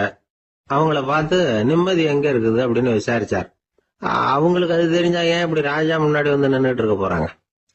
ராஜாவோட கேள்விக்கு ஒவ்வொருத்தரும் ஒவ்வொரு மாதிரி விளக்கம் கொடுக்க ஆரம்பிச்சுட்டாங்க. எந்த பதிலும் ராஜாவுக்கு திருப்தி அளிக்கக்கூடிய அளவுக்கு இல்ல. சரி, போயிட்டு வாங்கன்னு சொல்லி அவங்களை எல்லாம் அனுப்பி வச்சுட்டார். ஒரு நாள் அவர் மாளிகையில உப்பருகையில நின்றுட்டு இருக்கிறார். அந்த சமயத்துல தெருவுல ஒரு பிச்சைக்காரன் ரொம்ப உல்லாசமா பாட்டு பாடிக்கிட்டே போயிட்டு இருக்கிறான். குரல்ல ஒரு சந்தோஷம், நடையில ஒரு மிடுக்கு. அவங்ககிட்ட கொஞ்சம் கூட கவலை இருக்கிறதா தெரியல. உடனே ராஜா அதை பார்த்தார். ஏவலாளிகளை கைதட்டி கூப்பிட்டார். உடனே ஓடி போய் அந்த பிச்சைக்காரனை இங்க அழைச்சிட்டு வாங்கன்னு உத்தரவு போட்டார். இவங்க உடனே ஓடி போய் அவனை கூப்பிட்டாங்க. அரண்மனைக்கு வாழ்ந்தாங்க. அவன் வரல. அரண்மனைக்கு உள்ள அடி எடுத்து வைக்க மாட்டேன்னு சொல்லிவிட்டான். ராஜா கிட்ட விஷயத்தை சொன்னாங்க. அவருக்கு ரொம்ப ஆச்சரியம், இப்படி ஒரு ஆள் இருக்கிறானா அப்படின்னு. சரி, அவன் என்னதான் சொல்றான் அப்படின்னு விசாரிச்சார். இவங்க மறுபடியும் தெருவுக்கு போய் கேட்டாங்க. என்ன பார்க்கணும்னா ராஜா விருப்பப்பட்டாருன்னா அவரை வேணும்னா இங்க வர சொல்லுங்க அப்படின்னு சொல்லிவிட்டான். அதை ராஜா கிட்ட சொன்னாங்க. அவருக்கு கோபம் வரல. இவ்வளவு சுதந்திர உணர்வோட இருக்கிறவன் சாதாரண ஆளா இருக்க முடியாது அப்படின்னு நினைச்சார். உடனே கிடுகிடுன்னு இறங்கி தெருவுக்கு வந்தார். பிச்சைக்காரங்கிட்ட போனார். நீ கவலைப்படாம சந்தோஷமா பாடிட்டு போறியே, அது எப்படி முடியுது உன்னால அப்படின்னு கேட்டார். ஏன் அப்படி கேக்குறீங்கன்னா அவன், அதுக்கு இல்ல, எனக்கு அரண்மனையில எவ்வளவோ சுகபோகங்கள்லாம் இருக்கு, இருந்தாலும் நிம்மதி இல்ல. இது ஏன்னு எனக்கு தெரியல. இந்த தேசத்துல உள்ள அறிஞர்களை எல்லாம் கூப்பிட்டு கேட்டு பார்த்துட்டேன், அவங்களுக்கும் தெரியல. உன்னை கேட்டா தெரியும்னு நினைச்சேன், அதனாலதான் சந்திக்கிறதுக்கு ஆசைப்பட்டேன். ஆனா நீ வரமாட்டேன்னுட்டியே அப்படின்னார். பிச்சைக்காரன் கடகடன்னு சிரிக்க ஆரம்பிச்சுட்டான். மகிழ்ச்சிக்கும் உங்களுக்கும் தடையா இருக்கிறது இந்த மாளிகை தான். இதை விட்டுட்டு வெளியில வந்துட்டா நிம்மதி தேடிட்டு வந்துரும்னா. நான் அரசன், எனக்குன்னு கடமைகள் இருக்கு, அதையெல்லாம் விட்டுட்டு எப்படி வர முடியும்னார் ராஜா. ரெண்டும் ஒரே நேரத்துல கிடைக்கணுங்கிறது முடியாத காரியம். உங்க சுகபோகத்துக்கு விலையாதான் உங்க நிம்மதியை கொடுத்துக்கிட்டு இருக்கிறீங்க. என்ன பாருங்க, என்கிட்ட எதுவும் இல்ல, அதனால எதுவும் போயிடுமோங்கிற பயமும் இல்ல, நிம்மதியா இருக்கிறேன் அப்படின்னா அவன். ராஜா உடனே சந்தோஷப்பட்டு தன்னுடைய மேலங்கியை எடுத்து அவனுக்கு பரிசா கொடுத்தாரான். அவன் சிரிச்சுக்கிட்டே அதை வாங்க மாட்டேன்னு விட்டானான். இதை நீங்க எனக்கு கொடுக்கறதுனால எந்த பயனும் இல்ல, அதே நேரத்துல அதை வாங்கிட்டேன்னா அடுத்த வினாடியில இருந்து அதை எப்படி காப்பாத்துறதுங்கிற கவலை எனக்கு சேர்ந்துரும். அப்புறம் தூக்கம் வராது, நிம்மதி போயிடும் அப்படின்னானா. சொல்லிவிட்டு அவன் பாட்டுக்கு சந்தோஷமா பாடிக்கிட்டே போயிட்டான். நிம்மதி எங்க இருக்குங்கிறதையும் ராஜா தெரிஞ்சுக்கிட்டார். அந்த இடத்துக்கு தன்னால போக முடியாதுங்கிறதையும் அவர் புரிஞ்சுக்கிட்டார். இப்படி இந்த கதைய அந்த கடற்கரையில மணலை கீறிக்கிட்டே உட்கார்ந்துருந்தார அந்த பெரியவர்கிட்ட சொல்லி முடிச்சோம். அவர் முகத்துல ஒரு தெளிவு தெரிஞ்சது. எங்களை நிமிர்ந்து பார்த்தார். ரொம்ப நன்றிங்க, இப்ப எனக்கு தெரிஞ்சு போச்சு, நிம்மதி வேணும்னா அதுக்கு என்ன பண்ணணும்னு இப்ப நல்லா புரிஞ்சுக்கிட்டேன் அப்படின்னார். என்ன புரிஞ்சுக்கிட்டீங்கன்னு கேட்டோம். இனிமே இந்த பக்கம் வந்தா உங்க கண்ணுல படாத இடமா பார்த்து உட்காரணும்னு புரிஞ்சுக்கிட்டேன் அப்படின்னார். ஒரு சன்னியாசி, அவரு ஒரு நாள் ஒரு கனவு கண்டாராம். அந்த கனவுல அவர் சொர்க்கத்துக்கு போறார். அங்க ஒரு பெரிய திருவிழா நடந்துகிட்டு இருக்குது. எங்க பார்த்தாலும் அலங்கார வளைவுகள், வண்ணமயமான விளக்குகள், பாதைகள் பூரா மலர்கள், எல்லா கட்டடங்களும் ஒளிமயம். அவ்வளவு கோலாகலமா பிரம்மாண்டமா அந்த திருவிழா நடந்துகிட்டு இருக்குது. அது என்ன திருவிழாங்கிறது இந்த சன்னியாசிக்கு புரியல.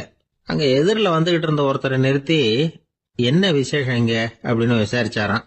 உனக்கு தெரியாத விஷயம், இன்னைக்கு இறைவனுக்கு பிறந்த நாள், அதைத்தான் எல்லாரும் சேர்ந்து கொண்டாடுறோம். இதுக்காக பிரம்மாண்டமான ஊர்வலம் ஒண்ணு வரப்போகுது. இறைவனே அந்த ஊர்வலத்துல கலந்துகிறார் அப்படின்னார் அவரு. உடனே அந்த சன்னியாசி ஒரு மரத்து நிழல்ல ஒதுங்கி நின்றுகிட்டார். ஊர்வலம் வந்துகிட்டு இருக்குது. முதல்ல ஒரு குதிரை வந்துகிட்டு இருக்கு. அது மேல ஒருத்தர் உட்காந்துருக்கிறார். அவருக்கு பின்னாடி நிறைய பேர் கூட்டமா வந்துகிட்டு இருக்கிறாங்க. இவ்வளவு கூட்டம் இவர் பின்னாடி வருதே, யார் இவரு அப்படின்னு கேட்டார். ஒரு மதத்தின் பெயரை சொல்லி இவர் அந்த மதத்தின் தலைவர், அவரை பின்பற்றுகிற மக்கள் கூட்டம் பின்னாடி வந்துகிட்டு இருக்குது அப்படின்னு விவரம் சொல்லி இருக்கிறாங்க. இவங்களுக்கு அடுத்தபடியா இன்னொரு குதிரையில ஒருத்தர் வந்துகிட்டு இருக்கிறார். அவருக்கு பின்னாடி ஏகப்பட்ட கூட்டம். இவர் யாருங்க அப்படின்னு கேட்டிருக்காரு சன்னியாசி. அங்க இருக்கிறவங்க விவரம் சொல்லி இருக்கிறாங்க. இன்னொரு மதத்தின் பெயரை சொல்லி இவர் அந்த மதத்தினுடைய தலைவர், அவர் வழியை பின்பற்றுகிறவர்கள் அவர் பின்னாடி கூட்டமா வந்துகிட்டு இருக்கிறாங்க அப்படின்னு இருக்காங்க. இப்படி ஒவ்வொருத்தரா குதிரை மேல வந்துகிட்டே இருக்கிறாங்க. அவங்கள பின்பற்றியும் ஒவ்வொரு கூட்டம் வந்துகிட்டே இருக்குது. அந்த பெரிய ஊர்வலம் அது பாட்டுக்கு போயிட்டு இருக்குது. கடைசியா அது முடிஞ்சது ரொம்ப நேரம் கழிச்சு. அதுக்கப்புறம் கொஞ்ச நேரம் கழிச்சு ஒரு வயசான ஆள் குதிரை மேல வந்துகிட்டு இருக்கிறார். ஆனா அவருக்கு பின்னாடி யாருமே இல்லை. அவர் பரிதாபமா தனியா வந்துகிட்டு இருக்கிறார். அவர் அந்த ஊர்வலத்தை சேர்ந்தவரா இல்லையாங்கிறதே தெரியல. இவர் யாரு, இவர் ஏன் இப்படி தனியா வந்துகிட்டு இருக்கிறார் அப்படின்னு கேட்டிருக்காரு அந்த சன்னியாசி. என்னது இப்படி கேக்குறீங்க? இவர் தான் கடவுள். இவருக்காக தான் இன்னைக்கு இந்த ஊர்வலமே நடக்குது. இவருக்கு தான் இன்னைக்கு பிறந்த நாள். முன்னாடி போற ஊர்வலம் பூரா இவருடைய பிறந்த நாளை கொண்டாடுறதுக்காக தான் அப்படின்னு இருக்காங்க. இதை கேட்டதும் அந்த சன்னியாசிக்கு திடுக்குன்னு தூக்கி போட்டிருக்கு. இது வரைக்கும் கனவு கண்டுகிட்டு இருந்தவர் முடிச்சுக்கிட்டார். அதுக்கப்புறம் தான் யோசிச்சு பார்த்திருக்கார். உண்மைதான், மக்கள் எல்லாரும் பக்தி மார்க்கத்துல போறதா நினைச்சுக்கிட்டு பாதம் மாறி போயிட்டு இருக்கிறாங்க. கடவுளை பின்பற்றுவதாக நினைக்கிறாங்க பக்தர்கள். ஆனா கடவுளுக்கு பின்னாடி யாருமே இல்லை. இன்னமும் இயல்பா இதை பத்தி யோசிச்சு பார்த்தா உண்மைக்கு பின்னாடி தான் நான் போய்கிட்டு இருக்கேன் அப்படின்னு நிறைய பேர் சொல்றாங்க. ஆனா அந்த உண்மை அனாதையா போய்கிட்டு இருக்குது. அப்படி ஆயிட்டுது உலகம். இந்த காலத்திலயும் ஒரு ஊர்வலம். ஒரு பெரிய மனுஷருக்கு பிறந்த நாள் விழா. அவரு குதிரை மேல ஏறி முன்னாடி போயிட்டு இருக்கிறார். அவருக்கு பின்னாடி ஒரு 100 பேர் தொண்டர்கள். அவங்க பாட்டுக்கு போறாங்க. எல்லாம் பணம் கொடுத்து ஏற்பாடு பண்ணவங்க. எல்லாம் பணம் வாங்கிட்டு பின்னாடி போயிட்டு இருக்கிறாங்க. கொஞ்ச தூரம் நடந்ததும் கால் வலிக்க ஆரம்பிச்சுட்டுது. ஒவ்வொருத்தரும் அப்படியே ஒதுங்க ஆரம்பிச்சுட்டாங்க. அதான் முன்னாடியே பணம் கிடைச்சிட்டுதே, இனிமே ஒதுங்கினா என்னன்னு ஒதுங்கிட்டாங்க. ஒரு கட்டத்துல குதிரையில போறவர் தற்செயலா திரும்பி பாக்குறாரு. பின்னாடி யாருமே இல்லை. எல்லாரும் ஓடி போட்டாங்க. ஒரே ஒரு ஆள் மட்டும் ரொம்ப விசுவாசமா பின்னாடி நடந்து வந்துகிட்டு இருந்தான். ஏன்பா நீ மட்டும் வந்துகிட்டு இருக்கிறிய, நீ வீட்டுக்கு போகலையான்னு கேட்டிருக்காரு அவரு. நீங்க அந்த குதிரையையும் அதுக்குள்ள வாடகை பணத்தையும் கொடுத்துட்டீங்கன்னா நானும் போயிடுவேன் அப்படின்னு நானும். இந்த ஆள் சங்கீத வித்வான்கள்ல பல வகை உண்டு. சில குறிப்பிட்ட ராகங்களை பாடுறதுல அவங்களுக்கு பெருமை வர்றது உண்டு. ஆனா ஒருத்தர் இருந்தார், அவரால் ஒரு ராகத்துக்கே பெருமை வந்தது. அந்த ராகத்தை அவர் வாசிச்சு கேட்கணும் அப்படின்னு சொல்லுவாங்க. அது என்ன ராகம்னா தோடி ராகம். சரி, அந்த வித்வான் யாருன்னா அவர் தான் திருவாவடுதுறை ராஜரத்னம் பிள்ளை. பேராசிரியர் கல்கி ஒரு சமயம் தம்முடைய பத்திரிகையில எழுதினாராம். அதை அப்படியே படிக்கிறேன் கேளுங்களேன். ஆகா, ஸ்ரீ ராஜரத்னம் பிள்ளையின் தோடி ஆலாபனையை முதலில் கேட்டபோது அவருடைய கற்பனையை விட்டு தள்ளுங்கள். நம்முடைய மனதில் என்னென்ன இன்பமயமான கற்பனைகள் எல்லாம் உதித்தன. குழந்தை தாயிடம் கொஞ்சம் குரலை கேட்டோம். அன்னை குழந்தையிடம் கொஞ்சம் குரலை கேட்டோம். ரதியும் மன்மதனும் பேசிக்கொண்ட காதல் மொழிகளை கேட்டோம். முருகன் சிவபெருமான் செவிகுளிர மொழிந்த உபதேசத்தை கேட்டோம். கலைமகள் கவிஞனுக்கு அருளிய ஆசி மொழிகளை கேட்டோம். நாரத முனிவருடைய தம்பூரா சுருதியை கேட்டோம். ராவணன் தன் எலும்பை ஒடித்து வீணையாகச் செய்து வாசித்த கானத்தை கேட்டோம். கானப் பறவைகளின் கலகல ஒலியை கேட்டோம். கோல குயில்களின் குரல் இனிமையை கேட்டோம். இப்படிலாம் பேராசிரியர் கல்கி விமர்சனம் எழுதியிருக்கிறார். திருவாவடுதுறை ராஜரத்னம் பிள்ளை அவர்களுடைய வாசிப்பை கேட்டுட்டு டி.என். ராஜரத்னம் பிள்ளை இறந்து போனார். அப்போ கவிஞர் கண்ணதாசன் எழுதினார், செவியனில் ஓடி எங்கள் சிந்தையில் ஓடி இந்த புவியெல்லாம் ஓடி நின்பார் பொங்கிய தோடி வேறிங்கு எவரிடம் போகும் ஐய இனி அதை காப்பார் யாவர் அவிந்தனின் சடலத்தோடே அவிந்தது தோடிதானும் அப்படின்னு எழுதினாராம்.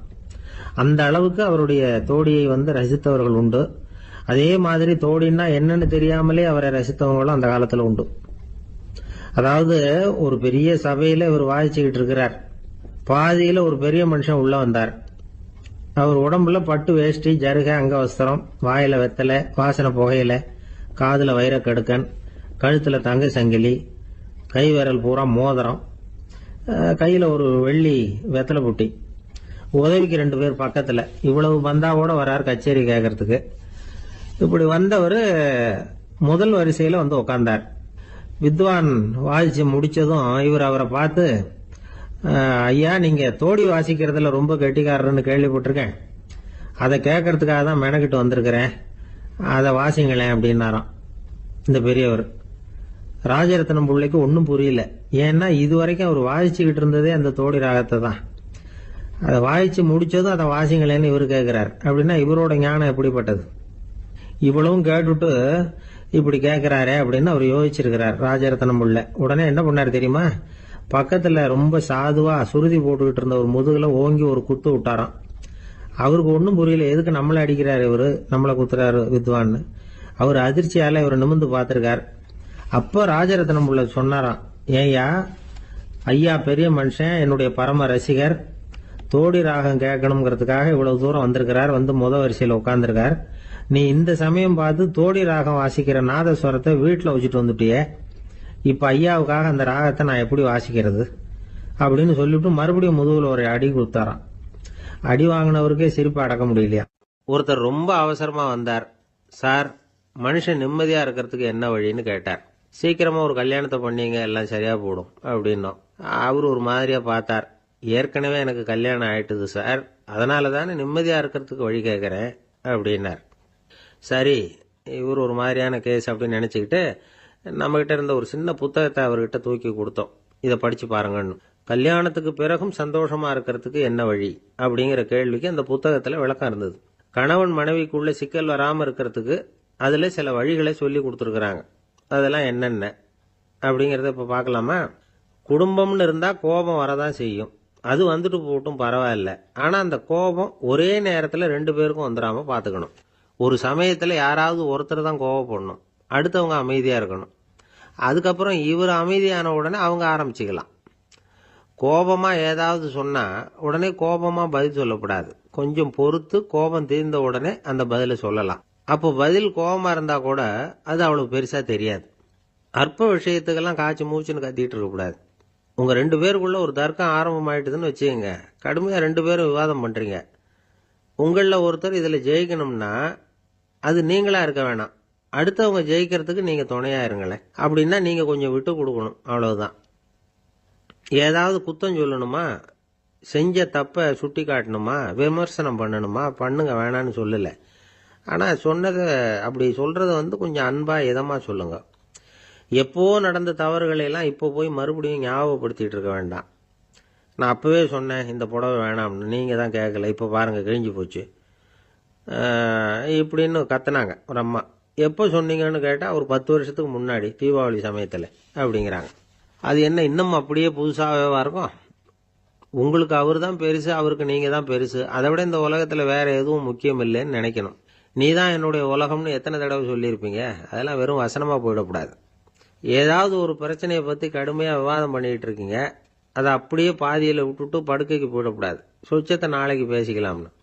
அப்படி போனா தூக்கம் வராது. பிரச்சனையை ஒரு முடிவு பண்ணிக்கிட்டு அதுக்கப்புறமா தூங்க போகணும்.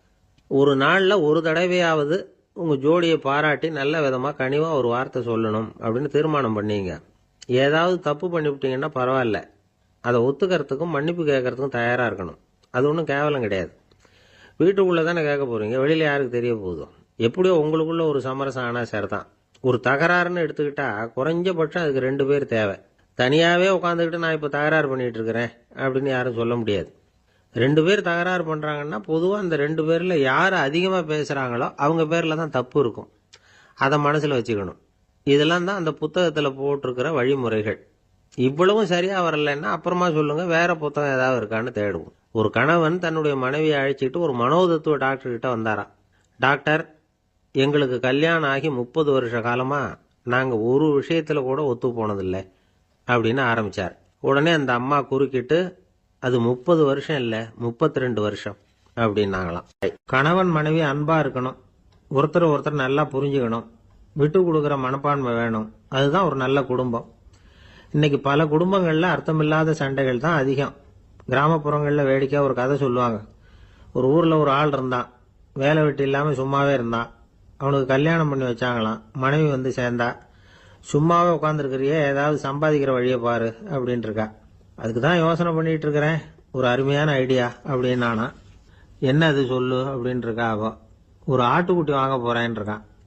அதை வாங்கி என்ன பண்ண போறேன்னா, அந்த குட்டி வளரும், பெருசாகும், அதுக்கப்புறம் அது நிறைய குட்டி போடும் அப்படின்ட்டு இருக்கான். சரி, அப்புறம் என்ன, அதையெல்லாம் சந்தையில் கொண்டுட்டு போய் விற்றுவிட்டு அந்த காசுக்கு ஒரு எருவு மாடு வாங்கலாம். சரி, அது எதுக்கு? எருவு மாடு நிறைய பால் கொடுக்கும், அதை கொண்டுகிட்டு போய் பால் பண்ணையில் கொடுப்பேன், அல்லது நானே விற்றுருவேன், கை நிறைய காசு கிடைக்கும். அதுக்கப்புறம் ஒரு பசுமாடு வாங்குவேன், பாலையும் விற்கலாம், நாமளும் காய் போட்டு சாப்பிட்லாம், இப்படிலாம் சொல்லியிருக்கான். அப்போ அந்த பொண்ணு சொல்லிச்சான், அடுத்த தெருவில் இருக்கிற எங்கள் அம்மா வீட்டுக்கும் கொஞ்சம் பால் கொடுத்து அனுப்பலாம் அப்படின்ட்டு அந்த பொண்ணு. இந்த இடத்துல கணவனுக்கு கோவம் வந்துட்டுது. அது எப்படி உங்கள் அம்மா வீட்டுக்கு எதுக்கு கொடுக்கணும், அதெல்லாம் முடியாதுன்றிருக்கான். இந்த இடத்துல சண்டை ஆரம்பமாயிட்டுது. கொஞ்ச நேரத்தில் 2 பேரும் சத்தம் போட ஆரம்பிச்சுட்டாங்க. கடுமையான சண்டை நடக்கிறத பக்கத்து வீட்டுக்காரன் காதில் வாங்கினான். அவன் ஓடியாந்தான். அவனுக்கு தெரியும், வாங்காத மாட்டுக்காக இப்படி சண்டை போட்டுக்கிட்டு இருக்கிறாங்கிறது அவனுக்கு புரியும். அவன் ஓடி வந்து சொன்னான், ஏண்டா உன்னோட பசுமாட்டை ஒழுங்கா கட்டி போடக்கூடாதான் இருக்கான். என்னடா சொல்றேன்னா, இவன் உன் மாடு என் தோட்டத்தில் வந்து மேய்ஞ்சுட்டுது, பயிரெல்லாம் நாசமாயிட்டுது, 10,000 ரூபா அளவுக்கு சேதம், அதை வாங்கிட்டு போறதுக்கு தான் வந்தேன், குடுறா 10,000 நானா. இவன் அரண்டு போயிட்டான். அப்புறம் சொன்னான், டேய் நான் இன்னும் மாடே வாங்கலையே, அதுக்குள்ள அது வந்து எப்படிடா உன் தோட்டத்தில் மேயும், என்னடா உளர்றேன்னு இருக்கான். நீ தாண்டா இப்போ உளறிக்கிட்டு இருக்க, மாடே வாங்கலை, அதுக்குள்ள எப்படிடா வந்து உன்னுடைய மனைவி அவங்க அம்மா வீட்டுக்கு பால் கொடுத்து அனுப்ப முடியும் அப்படின்னு அவன் கேட்டானா. நம்மளுக்கு இப்பதான் புத்தி வந்துதான். அர்த்தமே இல்லாத சண்டை போட்டுக்கிட்டு இருக்கிறோம் அப்படிங்கறத அவன் புரிஞ்சுக்கிட்டானா. இது நம்ம முன்னோர்கள் சொல்லி இருக்கிற ஒரு கதை. சண்டையில தான் அர்த்தம் இல்லையே தவிர கதையில் அர்த்தம் உண்டு. அதாவது இல்லாத விஷயங்களுக்காக சண்டை போட்டுக்கிட்டு இல்லறத்தை வீணாக்கிக்கிட்டு இருக்கிற மனிதர்கள் இன்றைக்கு நிறைய பேர் இருக்கிறாங்க. ஒருத்தன் தன்னுடைய மனைவியை பத்தி மாமனார்கிட்ட புகார் சொன்னானா, மாமா உங்க பொண்ணு அர்த்தமில்லாத சண்டை போடுறா, எதுக்கு எடுத்தாலும் எடுத்தெறிஞ்சு பேசுறா அப்படின்னு இருக்கான். நீ எப்படி மாப்பிள்ளை அதை சமாளிக்கிற அப்படின்னு கேட்டிருக்காரு அவரு. அவ எடுத்தெறியறது என் மேல படாம ஒதுங்கி நின்னுக்கிறேன் அப்படின்னு நானா. காதுங்கிறது எப்பவும் திறந்தே இருக்கக்கூடிய ஒண்ணுதானே. சில பேர் பேசிக்கிட்டே இருப்பாங்க, நாமும் கேட்டுக்கிட்டே தான் இருப்போம். அவர் என்ன சொன்னாரு திருப்பி சொல்லு அப்படின்னு சொன்னா சொல்ல தெரியாது. காது சரியா கேட்டாலும் நாம பேசுறத மற்றவங்க சரியா கேட்கறாங்களா அப்படிங்கிறது சந்தேகம்தான். இந்த சந்தர்ப்பத்தில் ஒரு உண்மையை நாம புரிஞ்சுக்கணும். அதாவது என்னன்னா, கேட்பதுங்கிறது வேற, கவனிக்கிறதுங்கிறது வேற. அதாவது கேட்கறதுன்னா அது ஹியரிங், கவனிக்கிறது அப்படின்னா அது லிசனிங். கேட்கறதுங்கிறது தன்னிச்சையா நடக்கக்கூடிய ஒரு செயல். இப்போ ஒரு சாலையில நடந்து போயிட்டு இருக்கிறோம், எவ்வளவோ சத்தம் நம்ம காதில் வந்து விழுந்துகிட்டு இருக்கு. கார் போற சத்தம் கேட்குது, பறவை ஒரு மரத்துல இருந்து கத்துது, அந்த சத்தம் கேட்குது, இப்படி நிறைய வந்து காதில் விழுந்துகிட்டு இருக்கு. ஆனா கவனிக்கிறதுங்கிறது எப்படின்னா, நம்ம முழு மனசை செலுத்தி உன்னிப்பா கேட்கறது. எத்தனையோ சத்தத்துக்கு நடுவில் தன்னுடைய குழந்தை அழற சத்தத்தை தாய் தெரிஞ்சுக்க முடியுது இல்லையா, அது மாதிரி. விவரம் தெரிஞ்சவங்க எல்லாம் என்ன சொல்றாங்கன்னா, கவனித்தல் அதாவது லிசனிங் அப்படிங்கிற செயல்ல 3 அம்சங்கள் இருக்கிறதாக சொல்றாங்க. அது என்ன 3 அம்சங்கள் அப்படின்னா, முதல்ல காதால கேட்கறது, இது முதல் அம்சம். 2வது என்னன்னா கேட்டதை புரிஞ்சுக்கிறது. 3வது என்னன்னா என்ன புரிஞ்சுக்கிட்டோம்ங்கிறத தெரிவிக்கிறது, ஃபீட்பேக் அப்படின்னு சொல்றமே. அது ஒரு ஆசிரியர் வகுப்புல பாடம் நடத்திக்கிட்டு இருக்கிறார். வெறுமனே கேட்கிற குழந்தை ஒரு காதால வாங்கி இன்னொரு காதால விட்டுடும். அதாவது கேட்கிற குழந்தை அப்படி செய்யும். ஆனா கவனிக்கிற குழந்தை கேட்டதை புரிஞ்சுக்கும். என்ன புரிஞ்சுக்கிட்டேன்னு கேட்டா பதில் சொல்லும். இதுதான் கேட்கறதுக்கும் கவனிக்கிறதுக்கும் உள்ள வித்தியாசம். ஒரு புள்ளி விவர கணக்கு என்ன சொல்லுது தெரியுமா? ஒரு மனிதன் எழுதுறது மூலமா 6% அறிவை பெருக்கிக்கிறானா, எழுதுறது மூலமா. படிக்கிறது மூலமா 19% அறிவை பெருக்கிக்கிறானா. பேசுறது மூலமா 30% அறிவை பெருக்கிக் கொள்ளுகிறான் அப்படின்னு சொல்றாங்க. ஆனா பாருங்க, கவனிக்கிறது மூலமா 45% அறிவை பெருக்கிக் கொள்ளுகிறான் அப்படிங்கிறது புள்ளி விவரம். அதனால வந்து கற்றலின் கேட்டல் நன்று அப்படின்னு சொல்றாங்க இல்லையா, அது இதுதான். அதனால கவனிக்கிறது மூலமா அதிக அறிவை நாம வந்து பெருக்கிக் கொள்ள முடியும். கேள்வி ஞானம் தான் ரொம்ப சிறந்தது அப்படிங்கிறார் வள்ளுவர். அதாவது கவனிச்சு கேட்கணும், அதுதான் முக்கியம். மற்றவங்க சொல்றத நல்லா கவனிக்க முடியாதபடிக்கு நாமே சில தடைகளை ஏற்படுத்திக்கிறோம். அல்லது நம்ம அறியாமலே அப்படி ஒரு தடை உண்டாயிடுது. அந்த தடைகளை தாண்டணும் அல்லது தகர்த்து எறியணும் அப்படிங்கிறது பெரியவர்கள் சொல்லுகிற யோசனை. அது என்ன தடைகள் அப்படின்னா, நமக்கு தெரியாத இவர் என்ன சொல்லிட போறார் அப்படிங்கிற நினைப்பு, இது ஒரு தடை. சொல்லி முடிக்கிறதுக்கு முன்னாடியே குறுக்க பேசுறது, மனசு அங்கேயும் இங்கேயும் அலையிறது, இதெல்லாம் தான் தடைகள். ஆசிரியர் பாடம் நடத்துறார் அப்படின்னா மாணவர்கள் அக்கறையா கவனிக்கணும். அப்பதான் பரீட்சையில பாஸ் ஆக முடியும். வீட்டுக்குள்ள கணவன் சொல்றத மனைவி கவனிச்சு கேட்கணும், மனைவி சொல்றத கணவன் கவனிச்சு கேட்கணும், இல்லைன்னா குழப்பமாயிடும். ஒரு அம்மா கோயிலுக்கு போனாங்க. சேலையில ஒரு முடிச்சு போட்டிருந்தாங்க. எதுக்கு சேலையில முடிச்சு போட்டு வச்சிருக்கிறீங்க அப்படின்னு கேட்டாங்க. எங்க வீட்டுக்காரர் ஒரு கடிதத்தை மறக்காம தபால் போட்டியில போட்டுடணும்னு சொன்னார். ஞாபகத்துக்காக முடிச்சு போட்டு வச்சிருக்கிறேன் அப்படின்னாங்க. கடிதத்தை பெட்டியில போட்டுட்டீங்களா அப்படின்னு கேட்டாங்க. அது எப்படிங்க முடியும், அவர் கடிதத்தை என்கிட்ட கொடுக்க மறந்துட்டாரே அப்படின்னாங்களாம். அதனால மறக்கப்படாதுன்னு நினைச்சுக்கிட்டே மறந்து விடுறது, இப்படி ஒரு வாழ்க்கை. அதனால வாழ்க்கையில நமக்கு இருக்கிறது செவிச்செல்வம் ரொம்ப முக்கியமானது. நிறைய கேட்கணும், சொல்றதை விட கேட்கணும், கேட்கறதை விட முக்கியம் கவனிக்கிறது. அப்படி கவனிக்கிறது மூலமா நம்முடைய வாழ்க்கையில வெற்றி பெறணும். சாலை ஓரமா அழுதுகிட்டு உட்காந்துருந்தான். பிச்சை எடுத்து சாப்பிட்ற ஒருத்தன் அந்த பக்கமா வந்தான். இவனை பார்த்தான். ஏன் அழுதுகிட்டு உட்காந்துருக்கிற, என்னாச்சு உனக்கு அப்படின்னு கேட்டான். அதுக்கு இவன் சொன்னா, என்கிட்ட ஒண்ணுமே இல்லை, நான் இந்த உலகத்துல இருந்து என்ன பிரயோஜனம், அதனால தான் அழுதுகிட்டு இருக்கிறேன் அப்படின்னா. உன்கிட்ட மறைஞ்சிருக்கிற புதையல் என் கண்ணுக்கு நல்லா தெரியுது, அது உனக்கு புரியல, அதனால தான் அழுதுகிட்டு இருக்கிற அப்படின்னா. என்னது, புதையல் இருக்குதா, உன் கண்ணுக்கு தெரியுதா அப்படின்னு கேட்டான். ஆமா எனக்கு தெரியுது, அந்த புதையலை நீ விற்கிறதுக்கு தயாரா இருக்கிறியா அப்படின்னு கேட்டான் இவன். இதை கேட்டதும் அந்த இளைஞனுக்கு ரொம்ப ஆச்சரியமா போச்சு. என்னது இப்படி கேட்கறானே அப்படின்னு. என்கிட்ட ஒரு காசு கூட இல்லையே, அப்படி இருக்கிறப்போ புதையல் எங்க இருந்து வந்தது அப்படின்னா. இந்த நேரத்தில் அந்த பிச்சைக்காரன் சிரிச்சான். இப்படிதான் இந்த உலகத்துல எல்லாரும் சொல்லிட்டு இருக்கிறாங்க, என்கிட்ட ஒண்ணுமே இல்லை ஒண்ணுமே இல்லைன்னு சொல்லி. ஆனா அவங்க கிட்ட தான் புதையல் இருக்கு. நீ வேணும்னா என் கூட வா, நம்ம நாட்டு அரசர்கிட்ட போவோம், உங்ககிட்ட இருக்கிற புதையலை அவர் நல்ல விலைக்கு எடுத்துக்குவார் அப்படின்னா. அது எப்படி உனக்கு தெரியும்னா, இதுக்கு முன்னாடியும் இது மாதிரி பல பேரை நான் ராஜா கிட்ட அழைச்சிட்டு போயிருக்கிறேன், அதனாலதான் உன்னை பார்த்தேன், உன்னையும் கூப்பிடுறேன், நீ சரின்னு சொன்னா உன்னை அழைச்சிட்டு போறேன், உங்ககிட்ட இருக்கிற புதையலை அவர் நல்ல விலை கொடுத்து எடுத்துக்குவார் அப்படின்னு சொன்னான். இவன் இப்படி சொல்றதும் அந்த இளைஞனுக்கு ஒண்ணுமே புரியல. இது என்னது இந்த ஆள் இப்படி சொல்லிட்டு இருக்கிறான், நம்மகிட்ட என்ன இருக்குது, அதுவும் இல்லாம இவனே பிச்சை எடுத்து சாப்பிட்டுக்கிட்டு இருக்கிறான், இவன் போய் நம்மள ராஜா கிட்ட அழைச்சிட்டு போறேங்கிறானே என்ன அப்படின்னு சொல்லி அவன் யோசனை பண்ணான். என்ன யோசிக்கிற, உனக்கு பணம் வேணும்னா என்னோட வா அப்படின்னா. இளைஞன் ஒரு முடிவுக்கு வந்தான். சரி, இங்கேயே உட்காந்துக்கிட்டு இருக்கிறத விட அங்கேயாவது போய் பார்ப்போமே, இங்கே அழுதுட்டு உட்காந்துருக்கிறதுல என்ன பிரயோஜனம், ஏதோ கூப்பிடுறான் போய் பார்த்துட்டு வருவோமே அப்படின்னு சொல்லி அவன் கூட புறப்பட்டான். பிச்சைக்காரன் முன்னாடி போயிட்டே இருக்கிறான், இந்த இளைஞன் பின்னாடி நடந்து போயிட்டு இருக்கான். ரெண்டு பேரும் அரண்மனையை நோக்கி போறாங்க. பாதி வழி போயிருப்பாங்க. வழியில அந்த பிச்சைக்காரன் சொன்னான், இத பாரு, முன்னாடியே சில விஷயங்களை நாம பேசிக்க வேண்டியிருக்கு, சரியா தெளிவா முடிவு எடுத்துக்கிட்டு அதுக்கப்புறம் ராஜா கிட்ட போகணும். ஏன்னா அங்க போய் அது முடியாது இது முடியாதுன்னு நாம நமக்குள்ள சண்டை போட்டுக்கிட்டு இருக்க முடியாது.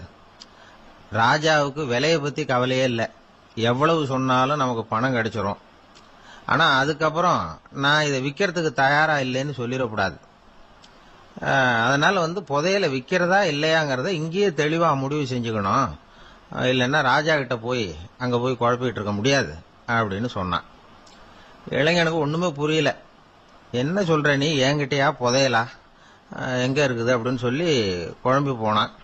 இப்போ அந்த பிச்சைக்காரன் சொன்னான், இத பாரு, இப்போ உதாரணத்துக்கு உன்னுடைய கண்களை எடுத்துக்கோ, அதுக்கு நீ என்ன விலை கேட்டுற போற, நான் அதுக்கு ராஜா கிட்ட இருந்து ஒரு 50,000 ரூபா வாங்கி தர முடியும். உன்னுடைய இருதயத்தை கொடுக்குறியா, 20 லட்சம் ரூபா வாங்கி தரேன். மூளையை கொடுக்குறியா, 30 லட்சம் வாங்கி தரேன். என்ன சொல்ற அப்படின்னு சொல்லி இந்த பிச்சைக்காரன் பேசிக்கிட்டே போறான். இளைஞனுக்கு கோபம் வந்துட்டுது. என்ன உளர்ற, உனக்கு என்ன பைத்தியமா? கண்ணையும் மூளையையும் இருதயத்தையுமா விற்பாங்க? என்ன விலை கொடுத்தாலும் அதையெல்லாம் நான் விற்கிறதுக்கு தயாரா இல்லை, நான் விற்க மாட்டேன். அதை கொடுத்துட்டு நான் என்ன பண்றது? இப்படி நான் மட்டும் இல்லை, யாருமே இதை விற்கிறதுக்கு தயாரா இருக்க மாட்டாங்க அப்படின்னு சொன்னான் அந்த இளைஞன்.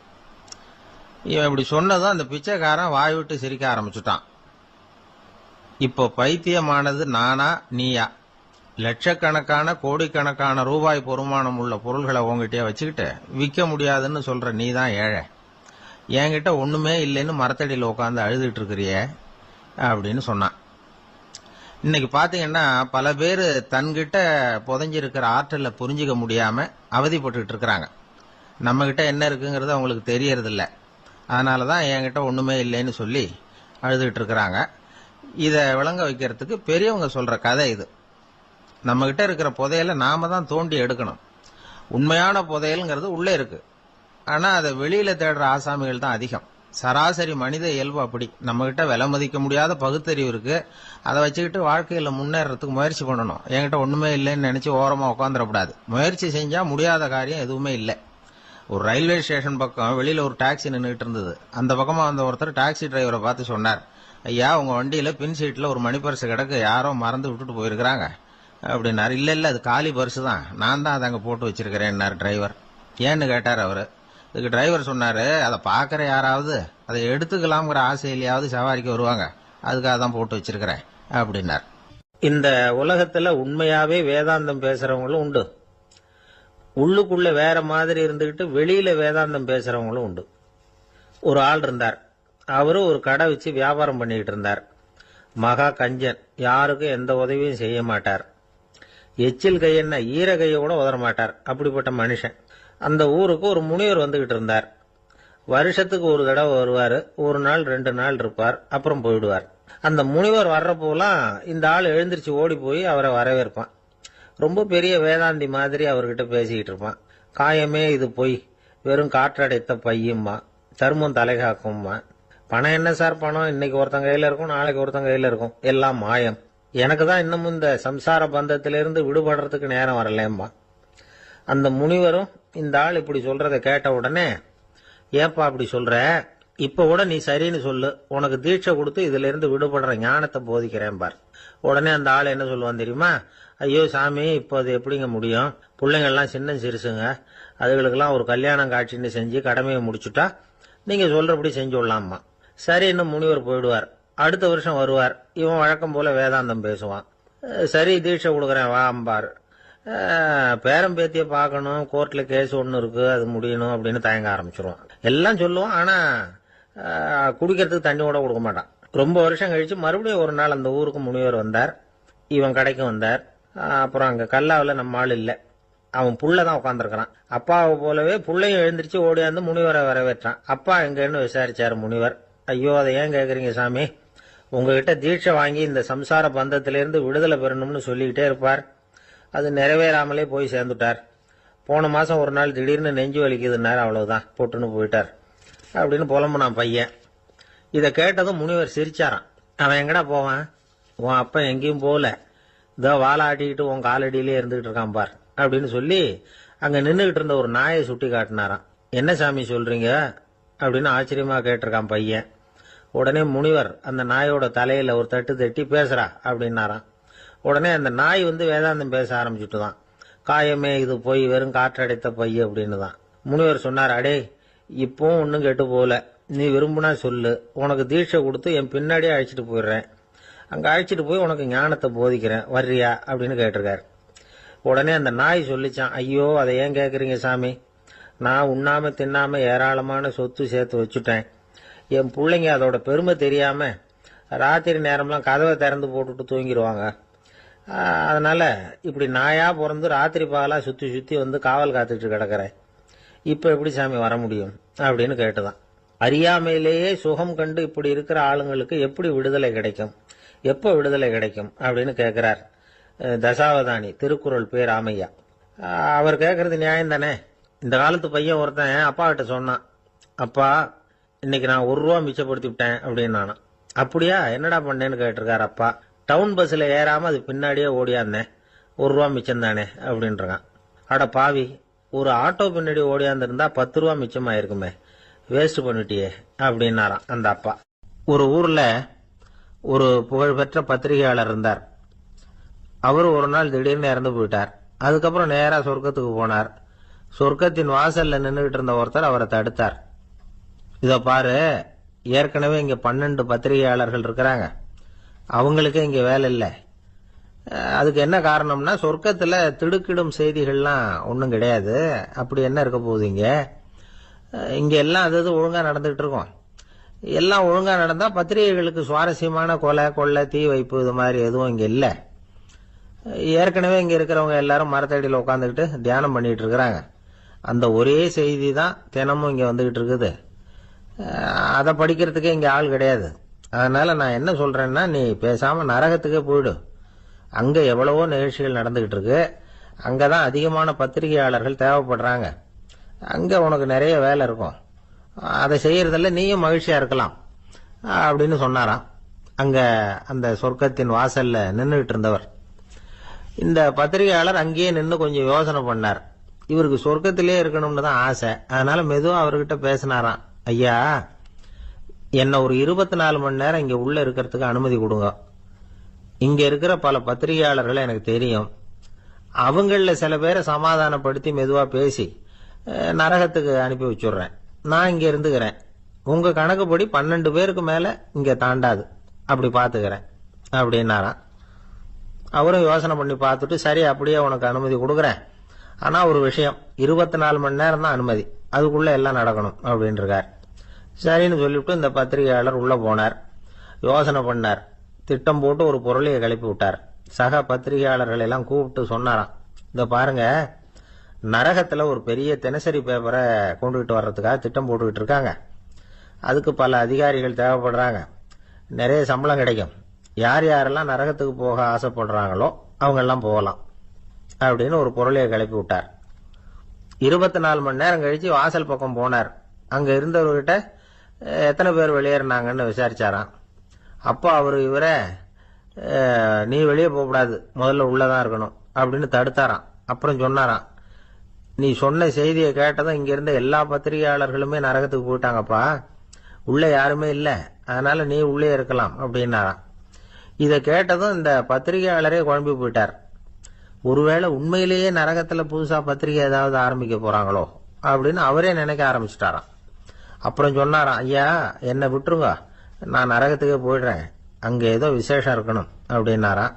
இல்லைன்னா இத்தனை பேரும் ஒட்டுமொத்தமா அங்க போறதுக்கு சான்ஸே இல்லை, என்னை தடுக்காதீங்கன்னு கெஞ்ச ஆரம்பிச்சுட்டாராம். மற்றவங்க நம்பணுங்கிறதுக்காக ஒரு பொருளையை கிளப்பி விட்டார். கடைசியில தானே அந்த பொருளைக்கு ஆளாயிட்டார். அதாவது பிறரை ஏமாற்றிய அவரது மனம் கடைசியில் அவரையே ஏமாத்த ஆரம்பிச்சுட்டு பாருங்க. நீங்க இப்படி அடுத்தவங்களை ஏமாத்துறதுக்கு உங்க மனசை பழக்கப்படுத்துறீங்க, ஆனா கடைசியில் அதனால நீங்களே ஏமாற்றப்படுகிறீர்கள் அப்படிங்கிறது பெரியவர்களுடைய புத்திமதி. அதனால உங்க மனசுகிட்ட ரொம்ப எச்சரிக்கையா இருங்கோ அப்படிங்கிறாங்க. நம்ம ஆளுங்க அங்க போய் என்ன சொல்லுவாங்கன்னா, இத பாரு அங்க போவாத இங்க போவாதன்னு பயமுறுத்துறது உண்டு. சில பேர் அங்க பேய் இருக்குது, பிசாசு இருக்கு அப்படின்னு பொருளையை கிளப்பி விடுறது உண்டு. இருட்டு நேரம் காட்டு வழியா ஒருத்தன் போயிட்டு இருக்கிறான். அங்க பேய் பிசாசு நடமாட்டம் இருக்கிறதாக வதந்தி. இவன் பயந்துகிட்டே வேகமா போறான். காடு முடிஞ்சு மெயின் ரோட்டுக்கு வந்து சேர்ந்தான். அப்பாடா, ஒரு பஸ் நின்றுட்டு இருக்கு தனியா. இருட்டுல லேசா தெரிஞ்சது.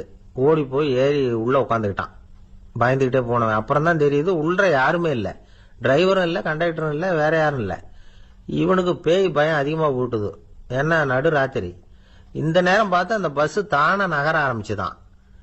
இவனுக்கு இன்னும் பயம் அதிகமா போட்டுது. ஏன்னா டிரைவர் சீட்டு காலியா இருக்கு, பஸ் நகருது. இவன் உடம்பு பூரா நடுங்க ஆரம்பிச்சுட்டுது. வீல்னு கத்தலாமான்னு பார்த்தான். அந்த நேரம் பார்த்து அவன் தோல்ல ஒரு கை விழுந்துதான். திடுக்கிட்டு திரும்பி பார்த்திருக்கிறான். அங்க டிரைவர் நிக்கிறார். அவரு சொன்னாராம், ஏன்பா ஏற்கனவே பஸ் பிரேக் டவுன், நாங்கெல்லாம் பின்னாடி இறங்கி நின்று தள்ளிட்டு இருக்கிறோம், நீ மட்டும் ஜாலியா ஏறி உக்காந்துக்கிட்டியா, இறங்கி வந்து தள்ளப்பா அப்படின்னாராம். அவர் ஒரு பெரிய குடும்பத்துல பிறந்தவர். இருக்கிற சொத்துக்கள் எல்லாத்தையும் வாரி வழங்கிவிட்டு காட்டுக்கு புறப்பட்டார் தவம் செய்யறதுக்காக. இருந்தது பூராவும் கொடுத்துட்டார். இனிமே எதுவுமே இல்லை கொடுக்கறதுக்கு. அப்போ கடைசியா ஒருத்தன் வந்து கையை நீட்டினான். ஐயா ஏதாவது கொடுங்கன்னா. அவர் பார்த்தார். கட்டியிருக்கிற வேட்டியை தவிர வேற எதுவுமே இல்லை. 8 முழம் பட்டு வேட்டி, ஜரிகை கரையோடு இருக்குது. கடைசியாக அதை தான் எடுத்து கட்டிக்கிட்டு அவர் புறப்பட்டுக்கிட்டு இருக்கிறார். அவர் பார்த்தாரு, எதிரில் அவன் பரிதாபமாக நின்றுட்டு இருக்கிறான். அந்த 8 முழ வேட்டியை 2ஆக கிழிச்சார். 4 முழத்தை அவங்ககிட்ட கொடுத்துட்டு மீதி 4 முழத்தை தன்னுடைய இடுப்பில் கட்டிக்கிட்டு அவர் காட்டுக்கு போயிட்டார். இவன் என்ன பண்ணான் தெரியுமா? கையில் கிடைச்ச 4 முழத்தை எடுத்துக்கிட்டு கடை வீதிக்கு போனான். பழைய பட்டு வேட்டி ஜருகை இதெல்லாம் விலைக்கு வாங்குற வணிகர் ஒருத்தர் இருந்தார். அவர்கிட்ட போனான். இதை விலைக்கு எடுத்துக்கிறீங்களான்னு கேட்டான். அவர் வாங்கி பார்த்தார். ஆகா, ரொம்ப அருமையான வேட்டி, விலை வசந்த ஜருகை, இது ஏது உனக்குன்னு கேட்டார். அவன் நடந்ததை சொன்னான். அப்படின்னா ஒன்று செய்யி, இந்த வேட்டியோட இன்னொரு பாதியையும் மெதுவாக வாங்கிட்டு வந்துரு, உனக்கு நிறைய பணம் தரேன் அப்படின்னார் அந்த வணிகர். இவன் கொஞ்சம் யோசனை பண்ணி பார்த்தான். கொஞ்சம் இருங்க, அதை வந்துவிடுறேன் அப்படின்னு சொல்லிவிட்டு நேராக காட்டுக்கு போனான். அவர் எங்கே இருக்காருன்னு தேடி கண்டுபிடிச்சான். அவர் ஒரு இடத்துல தவக்கோலத்தில் இருக்கிறார். கட்டியிருந்த இடைவேட்டியும் அவரை அறியாமலே நழுவி கீழே விழுந்து கிடக்குது. இவனுக்கு ரொம்ப வசதியாக போச்சு. அவரை கேட்க வேண்டிய அவசியமே இல்லை. மெதுவாக சத்தம் போடாமல் அடிமேல அடி வச்சு நெருங்கினான். அவர் கண்ணை மூடிக்கிட்டு அவர் பாட்டு நின்றுக்கிட்டு இருக்கார். இவன் மெதுவாக போய் கீழே கிடந்த அந்த துணியை எடுத்துக்கிட்டு சத்தம் போடாமல் திரும்பி நடந்தான். அப்படி கொஞ்சம் தூரம் நடந்திருப்பான். அப்படி ஓட ஆரம்பிக்கிற சமயத்தில் அவன் காலில் கீழே கிடந்த முள்ளு ஒன்று நறுக்குன்னு தைச்சு விட்டுது. வலி தாங்க முடியாமல் அம்மான்னு கத்திவிட்டான். இந்த சத்தத்தினால கண்ணை மூடி நின்றுகிட்டு இருந்த அவர் தவம் கலைஞ்சுது. மெதுவாக கண்ணை திறந்து பார்க்கறார். தன் இடையில இருந்த வேட்டி அவன் கையில் இருக்கு. இப்போ அவர் நினைக்கிறாராம், இந்த வேட்டி மேலே நான் வச்ச ஆசை அல்லவா அவனை திருடன் ஆக்கிவிட்டுது அப்படின்னு நினைச்சாராம். இது எப்பேற்பட்ட மனநிலைங்கிறத கொஞ்சம் யோசிச்சு பாருங்க. தான் ஒரு பொருள் மேலே வைத்த பற்று இன்னொரு மனிதன் திருடனா ஆகிறதுக்கு காரணமாக ஆயிட்டுதே அப்படின்னு நினைக்கிறார். அப்படி நினைச்ச அவர் யார் தெரியுமா? அவர் தான் மகாவீரர். இழந்துட்டேங்கிறியே, நீ என்னத்தை கொண்டு வந்த இங்கே இழக்கிறதுக்கு? நீ என்னத்தை உண்டாக்குன இது அழிஞ்சுட்டுதுன்னு சொல்றதுக்கு? இது அவருடைய சிந்தனை. இன்னைக்கு நம்ம சிந்தனையெல்லாம் வேற மாதிரி இருக்குது. ஒருத்தன் நடுத்தெருவில் உட்காந்து அழுதுகிட்டு இருந்தான். அந்த வழியா வந்தவர் கேட்டார், ஏன்ப்பா அழற அப்படின்னு கேட்டார். 5 ரூபா சார், இந்த இடத்துல விழுந்துட்டுது, ரொம்ப நேரமாக தேடுறேன், கிடைக்காது போல இருக்கு அப்படின்னா. எப்போ தொலைஞ்சுது அப்படின்னு கேட்டார். அது எனக்கு தெரியாது சார், பணத்தை தொலைச்சவன் தேடி பார்த்துட்டு போயிட்டான், நான் அவனுக்கு பின்னாடி தேட வந்தவன் அப்படின்னு சொல்லிவிட்டு மறுபடியும் தேட ஆரம்பிச்சான். ஒரு ஊரில் ஒரு ஆள் இருந்தான். அவனுக்கு ஒரே ஒரு மகள். அவளை நல்ல இடத்துல கட்டி கொடுக்கணும்னு ஆசைப்பட்டான். அதுக்காக மாப்பிள்ளை தேடிக்கிட்டு இருந்தான். அவன் கொஞ்சம் வசதியான ஆள், அதனால் நிறைய பேர் வந்தாங்க. இருந்தாலும் ஒரு நல்ல குணமுள்ள மாப்பிள்ளையாக இருக்கணும் அவன் எதிர்பார்த்தான். அப்படி இருக்கணும்னு தொடர்ந்து முயற்சி பண்ணான். கடைசியாக ஒரு 3 பேர் கிடைச்சாங்க. அந்த 3 பேரில் யாரை தேர்ந்தெடுக்கிறது, இதுதான் அவனுக்கு வந்த குழப்பம். இந்த நிலைமையில் ஒரு பெரியவரை தேடி போனான். அவர்கிட்ட தன்னுடைய பிரச்சனையை சொன்னான். அவர் கொஞ்சம் யோசனை பண்ணார். அதுக்கப்புறம் 3 பேரையும் கூப்பிட்டார். இதோ பாருங்கப்பா, உங்கள் 3 பேருக்கும் 3 மாத கால அவகாசம் தர்றேன். நீங்கள் இப்போ போகலாம். 3 மாதம் கழித்து திரும்பி வரலாம். அப்படி வரும்பொழுது இந்த 3 மாத காலத்தில் நீங்கள் செஞ்ச நல்ல காரியம் ஏதாவது ஒன்று சொல்லணும். அதை வச்சு உங்களில் ஒருத்தரை நாங்கள் தேர்ந்தெடுத்துக்கிறோம் அப்படின்னு சொன்னாராம். 3 பேரும் சரின்னு சொல்லிவிட்டு திரும்பி போயிட்டாங்க. 3 மாதம் ஆச்சு. அதுக்கப்புறம் ஒரு நாள் திரும்பி வந்தாங்க. அவர் அவங்கள கூப்பிட்டு உட்கார வச்சார். அப்புறம் கேட்டார், இப்போ சொல்லுங்க, இந்த 3 மாத காலத்தில் நீங்கள் செஞ்சிருக்கிற ஏதாவது ஒரு நல்ல காரியத்தை சொல்லுங்க அப்படின்னார். முதல்ல ஒருத்தன் எழுந்திருச்சு நின்னான். ஐயா, எங்கள் அப்பா இறந்த பிறகு அவரோட கணக்கு வழக்குகளை எடுத்து பார்த்துக்கிட்டு இருந்தேன். அவர் ஒரு வியாபாரிகிட்ட 10,000 ரூபா கடன் வாங்கி இருக்கிறதாக எழுதியிருந்தார். அந்த வியாபாரியும் இப்போ உயிரோட இல்லை. இருந்தாலும் அந்த வியாபாரியோட மகனை தேடி கண்டுபிடிச்சேன். கணக்கு புத்தகத்தை காட்டினேன். எங்கள் அப்பா உங்கள் அப்பா கிட்ட 10,000 ரூபா கடன் வாங்கி இருக்கிறதாக இதை எழுதியிருக்கிறார். அதனால் அதை திருப்பி கொடுக்கறதுக்காக வந்திருக்கிறேன், இந்தாங்க அந்த பணம் அப்படின்னு சொல்லி கொடுத்துட்டு வந்துட்டேன் அப்படின்னு நானும். இதை பெரியவர் கவனமாக கேட்டுக்கிட்டார். அதுக்கப்புறம் 2வது இளைஞன் எழுந்திருச்சான். ஐயா, நான் போன மாதம் ஒரு நாள் ராத்திரி வேளையில் ஒரு காட்டுப்பாதை வழியாக எங்கள் ஊருக்கு போய்கிட்டு இருந்தேன். அந்த சமயத்தில் அந்த வழியாக வந்துக்கிட்டு இருந்த ஒரு வழிப்போக்கர்கிட்ட 4-5 திருடர்கள் வம்பு வளர்த்து அவர்கிட்ட இருந்த பொருளை எல்லாம் கொள்ளையடிச்சிக்கிட்டு இருந்தாங்க. நான் உடனே ஒரு குச்சியை எடுத்துகிட்டு ஓடினேன். அந்த திருடர்களை அடித்து விரட்டினேன். பொருளை எல்லாம் மீட்டு அந்த வழிப்போக்கர்கிட்ட ஒப்படைச்சேன். அவரை பத்திரமா அழைச்சிட்டு போய் அவர் வீட்டில் விட்டுட்டு வந்தேன் அப்படின்னு நானும். இதையும் பெரியவர் கவனமாக கேட்டுக்கிட்டார். அடுத்தபடியாக 3வது இளைஞன் எழுந்திருச்சான். ஐயா, போன மாதம் ஒரு நாள் நான் ஒரு மலைப்பாதை வழியாக போய்கிட்டு இருந்தேன். மலைப்பாதை விளிம்பில் ஒரு மதகு கட்டை, அது மேலே ஒரு ஆள் படுத்து தூங்கிட்டு இருந்தான். அந்த பக்கம் தவறி உருண்டு விழுந்திருந்தான்னா அதில் பாதாளம். அது மலையடி வாரத்தில் போய் தான் விழணும், அவ்வளவு பள்ளம். அது தெரியாமல் அவன் பாட்டுக்கு தூங்கிட்டு இருந்தான். நான் உடனே அவன்கிட்ட ஓடி போய் குனிஞ்சு அவன் முகத்தை பார்த்தேன். அப்போ தான் புரிஞ்சுது, அவன் ஏற்கனவே எனக்கு தெரியும். அவனை எனக்கு நிறைய கெடுதல் பண்ணியிருக்கிறான், இடைஞ்சல் கொடுத்தவன். இருந்தாலும் ஐயோ பாவம்னு நினச்சி அவனை எழுப்பி பாதுகாப்பாக வேற ஒரு இடத்துல படுக்க வச்சுட்டு வந்தேன் அப்படின்னு நானா. பெரியவர் இதையும் கேட்டுக்கிட்டார். அதுக்கப்புறம் அவங்க 3 பேரையும் பார்த்து, நீங்கள் போகலாம், நாங்கள் யோசித்து முடிவு பண்ணி உங்களுக்கு சொல்லி அனுப்புகிறோம் அப்படின்னாராம். அந்த இளைஞர்கள் புறப்பட்டு போயிட்டாங்க. அதுக்கப்புறம் அந்த பெண்ணோட அப்பாவை பார்த்து சொன்னார், இந்த 3 பேருமே நல்ல பிள்ளைங்க தான், அதில் ஒன்றும் சந்தேகம் இல்லை. இருந்தாலும் இந்த 3 பேர் செஞ்ச செயல்களையும் ஒப்பிட்டு பார்க்க வேண்டியிருக்கு. முதல் இளைஞன் நேர்மைக்கு எடுத்துக்காட்டாக விளங்குறான். இந்த காலத்தில் இது மாதிரி இளைஞர்களை பார்க்கறது ரொம்ப கஷ்டம்தான். இருந்தாலும் அவன் கடமையை தான் செஞ்சான். 2வது இளைஞன் நல்ல வீரன், தைரியசாலி. ஒரு வீரன் எதை செய்யணுமோ அதைத்தான் இவன் செஞ்சான். இவன் ஒரு லட்சிய மனிதன். 3வது இளைஞன் தன்னுடைய பகைவனுக்கே உதவி செஞ்சிருக்கான். அவன் உயிரை காப்பாற்றியிருக்கிறான். பகைவனுக்கு அருள்வதுங்கிறது ஒரு சாதாரண மனுஷனால செய்யக்கூடிய காரியம் இல்லை. பகையை மறக்கிறதும் பகைவனுக்கு அருள்வதும் தெய்வீக பண்புகள். அதனால் இவனையே உன்னுடைய மகளுக்கு ஏற்ற மாப்பிள்ளையா தேர்ந்தெடுக்கலாம் அப்படின்னு சொன்னாங்களாம். ஒரு நல்ல நாளில் அவங்களுக்கு திருமணம் நல்ல விதமாக நடந்து முடிஞ்சுதான். இது சுவாமி சின்மயானந்தர் சொல்லியிருக்கிற ஒரு கதை. இதிலிருந்து நாம் புரிந்து கொள்ள வேண்டிய ஒரு கருத்து, நமக்கு கெடுதல் பண்ணவங்களுக்கும் நாம் நல்லது செய்யணும். ஆனால் நடைமுறையில் அப்படி நம்மளால் செய்ய முடியறதில்ல. அதுதான் சிக்கல். நம்மால் ஒருத்தங்கிட்ட கேட்டேன், ஏண்டா உன்னுடைய பகைவன் ஒருத்தன் அது மாதிரி ஒரு மலைப்பாதை மதகு கட்டையில் படுத்திருந்தா உடனே நீ என்ன நினைப்ப அப்படின்னு கேட்டோம். இது ஒரு அருமையான சந்தர்ப்பம்னு நினைப்பேன் அப்படின்னா. எதுக்குன்னு கேட்டோம். அவனை அந்த பக்கமாக உருட்டி கீழே தள்ளுறதுக்கு அப்படின்னா. ஒரு ஆள் இருந்தான், நிறைய பணம் சம்பாதிச்சான். ஆனால் செலவு பண்ண மனசு வரல, கருமி. அவன் என்ன பண்ணா, சேர்த்த பணம் பூராவையும் ஒரு மரத்தடியில் புதைச்சி வச்சிருந்தான். வாரத்துக்கு ஒரு தடவை அந்த மரத்தடிக்கு வருவான். புதைச்ச இடத்த ஆவலோடு பார்த்துக்கிட்டு இருப்பான். அதுக்கப்புறம் போயிடுவான். அவ்வளவுதான். ஒரு நாள் ஒரு திருடன் வந்தான். இவன் புதைச்சி வச்சிருந்ததெல்லாம் எடுத்துகிட்டு போட்டான். இது தெரிஞ்சு போச்சு. அந்த கருமி புலம்ப ஆரம்பிச்சிட்டான். இவன் புலம்பலை கேட்டதும் அக்கம் பக்கத்தில் இருந்தவங்கெல்லாம் ஓடி வந்தாங்க. என்ன விஷயம்னு விசாரிச்சாங்க. இவன் சொன்னான். ஒரு பெரியவர் கேட்டார், ஏப்பா வாரம் இந்த இடத்த பார்க்கறதாக சொன்னியே, எப்போவாவது இதில் இருக்கிற பணத்தை எடுத்து செலவு பண்ணியிருக்கியா அப்படின்னு கேட்டார். நான் அப்பப்போ அதை பார்க்கறது தான் வழக்கம், அதை தொட்டதே இல்லைன்னு அவன். சரி, அப்படின்னா இப்போவும் நீ அதே மாதிரி வாரம் ஒரு தடவை இந்த இடத்த பார்த்துட்டு போகலாமே அப்படின்னாராம் அந்த பெரியவர். அதுவும் சரிதானே, எவ்வளவு காலமானாலும் அவன் அந்த பணத்தை எடுத்து செலவு பண்ண போறதில்ல. அப்படி இருக்கிறப்ப உள்ளே பணம் இருந்தாலும் ஒன்று தான், இல்லாமல் போனாலும் ஒன்று தான். இதிலிருந்து என்ன புரியுதுன்னா, ஒருத்தர்கிட்ட இருக்கிற பணத்தை கொண்டு அவர் பணக்காரரா ஏழையா அப்படின்னு முடிவு செய்கிறது சரியில்லை. அந்த செல்வத்தை அனுபவிக்கிற திறன், பயன்படுத்துகிற திறன், அதை வச்சு தான் அவர் ஏழையா பணக்காரரா அப்படிங்கிறத நிர்ணயம் பண்ணணும். அதுதான் சரி. செலவு பண்ண தெரியாதவன் சேகரம் பண்ணிகிட்டே இருக்கிறதுனால என்ன பிரயோஜனம்? தலைமுடியே இல்லாதவன் தாராளமாக சீப்புகளை வாங்கி சேகரம் பண்ணுறது மாதிரி தானே இது. சில சமயம் செலவு பண்ண நாம் தயாராக இருந்தால் கூட அந்த செல்வம் நமக்கு பயன்படுறதில்ல. அரேபியாவில் ஒரு நகை வியாபாரி விலை உயர்ந்த முத்துக்களை எல்லாம் அவர் வச்சு வியாபாரம் பண்ணிகிட்டு இருந்தார்.